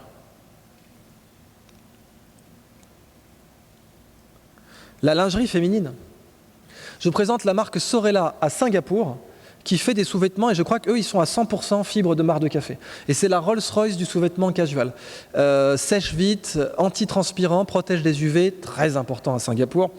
Et bah oui, parce que vous savez, il faut rester bien blanc dans la culture asiatique, sinon ça veut dire qu'on est un travailleur des champs. Et j'aime beaucoup leur slogan. Hey, t'as pris ton café aujourd'hui? Drink it, wear it. Et enfin, avec le marc de café, on peut faire un biomatériau. C'est un substitut de biopolystyrène. Ces deux jeunes gens ont fait la couverture de Wired Magazine, qui est le magazine de la Silicon Valley. Et la couverture disait « We grew this headline ». On a fait pousser ce gros titre parce que ils l'ont fait pousser dans des... Vous voyez les moules derrière eux, là? Eh bien, ils mettent du marc de café et ils mettent un champignon et ils mettent quelque chose qu'il ne faut pas oublier, qui est de la connaissance. Parce que savoir comment cultiver ce champignon dans les bonnes conditions, c'est de la connaissance. Et en mettant cette connaissance et ce champignon, eh bien, le mycélium, la racine du champignon, va envahir le moule et va tout digérer et va produire ce biopolystyrène biodégradable qui est un très bon isolant thermique. Ça résiste à la flamme bleue du chalumeau 1 minute au centimètre et un très bon isolant acoustique 5 décibels au centimètre. Avec un déchet, deux déchets. Donc en conclusion, ça c'est la nature. Cette sculpture représente la nature. Par Mucha, on m'a dit qu'il fallait dire Mucha, mais quand je dis Mucha, personne ne comprend. Quand je dis Mucha non plus, en fait. En fait, vous le connaissez par ses posters. Il faisait des posters publicitaires à la fin du 19e siècle pour les champagnes, pour les savons, sur le mode de l'Art Nouveau. Et cet homme était aussi un très bon sculpteur. Et il a fait cette sculpture qui représente la nature. C'est un peu sa Joconde à lui. Et question, que peut-on dire de la nature d'après cette sculpture?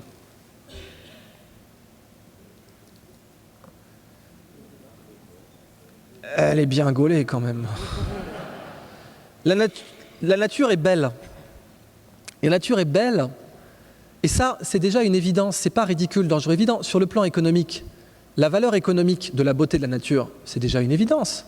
Un appartement avec vue sur parc a plus de valeur qu'un appartement avec vue sur parking. Et si vous allez à New York, Manhattan a des immobiliers les plus chers au monde. Bah, ils ont quand même fait Central Park.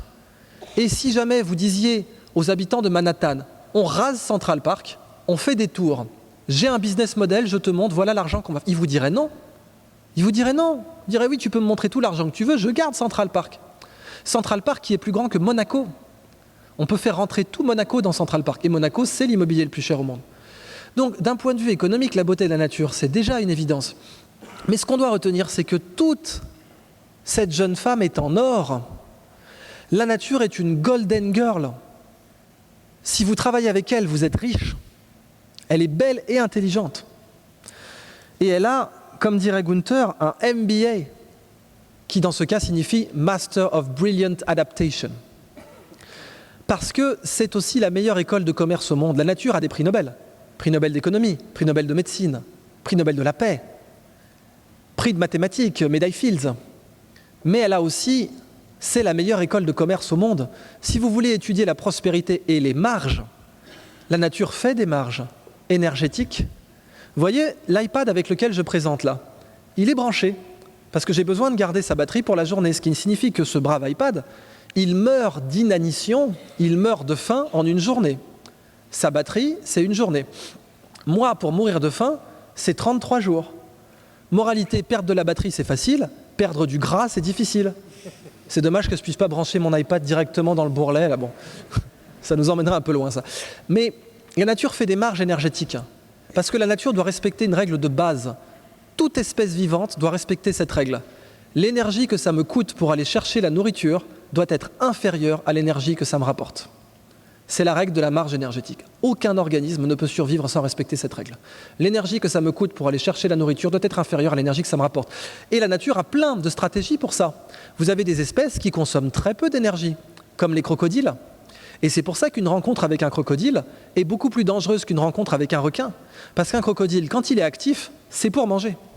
S'il n'est pas actif, oui, il ne mange pas, mais s'il commence à dépenser de l'énergie, c'est pour manger. Du coup, un crocodile peut rester 1 an sans manger. Le record connu aujourd'hui, c'est 1 an pour un crocodile du Nil. Parce que les dépenses énergétiques du crocodile sont basses. C'est un animal à sang froid. Un arbre, c'est encore mieux. Les dépenses énergétiques d'un arbre sont encore plus basses. Un humain, grosse dépense énergétique, ne peut pas survivre 1 an sans manger. La nature nous donne ce genre de leçons. La nature est belle et intelligente. Il faut soigner son mariage avec l'économie. De toute façon, si l'humanité divorce de la nature, elle ne pourra pas retourner habiter chez ses parents. Ou bien on soigne notre mariage avec la nature, ou bien on meurt, parce que c'est elle qui a les clés de l'appartement, au départ. Donc, vous connaissez cette plaisanterie du GIEC, le groupement d'études climatiques qui a eu le prix Nobel de la paix. La plaisanterie, c'est 2 planètes qui discutent. Et alors ils font, mais comment ça se passe? Pas très bien, parce que j'ai attrapé des humains. Donc j'ai de la température, c'est logique. Et l'autre planète lui fait, ah, t'as attrapé des humains? T'inquiète pas, ça dure pas longtemps. Si on veut éviter que ce genre de situation ne nous arrive, il faut absolument soigner notre mariage avec la nature. La bonne nouvelle, c'est que c'est possible. L'abolition du déchet sera rentable. L'abolition de l'esclavage a été rentable. Vous savez que le Nord n'a pas fait la guerre avec le Sud pendant la guerre de sécession pour abolir l'esclavage au départ. Le Nord a fait la guerre avec le Sud pour des raisons économiques. Il y avait même des États du Nord qui étaient esclavagistes. Simplement, le Nord, la plupart des États du Nord avaient aboli l'esclavage. Et ils en étaient devenus beaucoup plus riches, au point que les exportations du Sud étaient devenues intenables. Pourquoi? Parce que le Nord avait adopté la machine à vapeur. Et quand vous avez une machine de 300 chevaux vapeur, en face, à votre concurrent, il lui faudra 1500 esclaves. 1500 esclaves, ça coûte à peu près 200 fois plus cher à l'achat et à l'entretien. Et en plus, la machine peut tourner toute la nuit. Donc, la compétitivité économique du Nord venait de l'abolition de l'esclavage, mais ce n'était pas par bonté d'âme qu'il l'avait fait. L'abolition de l'esclavage a été rentable. L'abolition de l'apartheid a été rentable. L'abolition du déchet sera rentable aussi. Mais dans les 3 cas, on ne pourra pas faire l'économie de ridicule, dangereux, évident. Et on peut être optimiste. Pour l'abolition de l'esclavage, il y a eu des guerres. Pour l'abolition de l'apartheid, le cas sud-africain nous a montré qu'on pouvait faire une transition sans guerre. Pour l'abolition du déchet, je suis convaincu que nous pouvons le faire aussi sans guerre. Alors pour conclure, les 3 histoires que je vous ai présentées, imaginez une économie dont la ressource est infinie. Imaginez que la nature soit le plus gros gisement de cette ressource. Imaginez un monde sans déchets, mais rentable.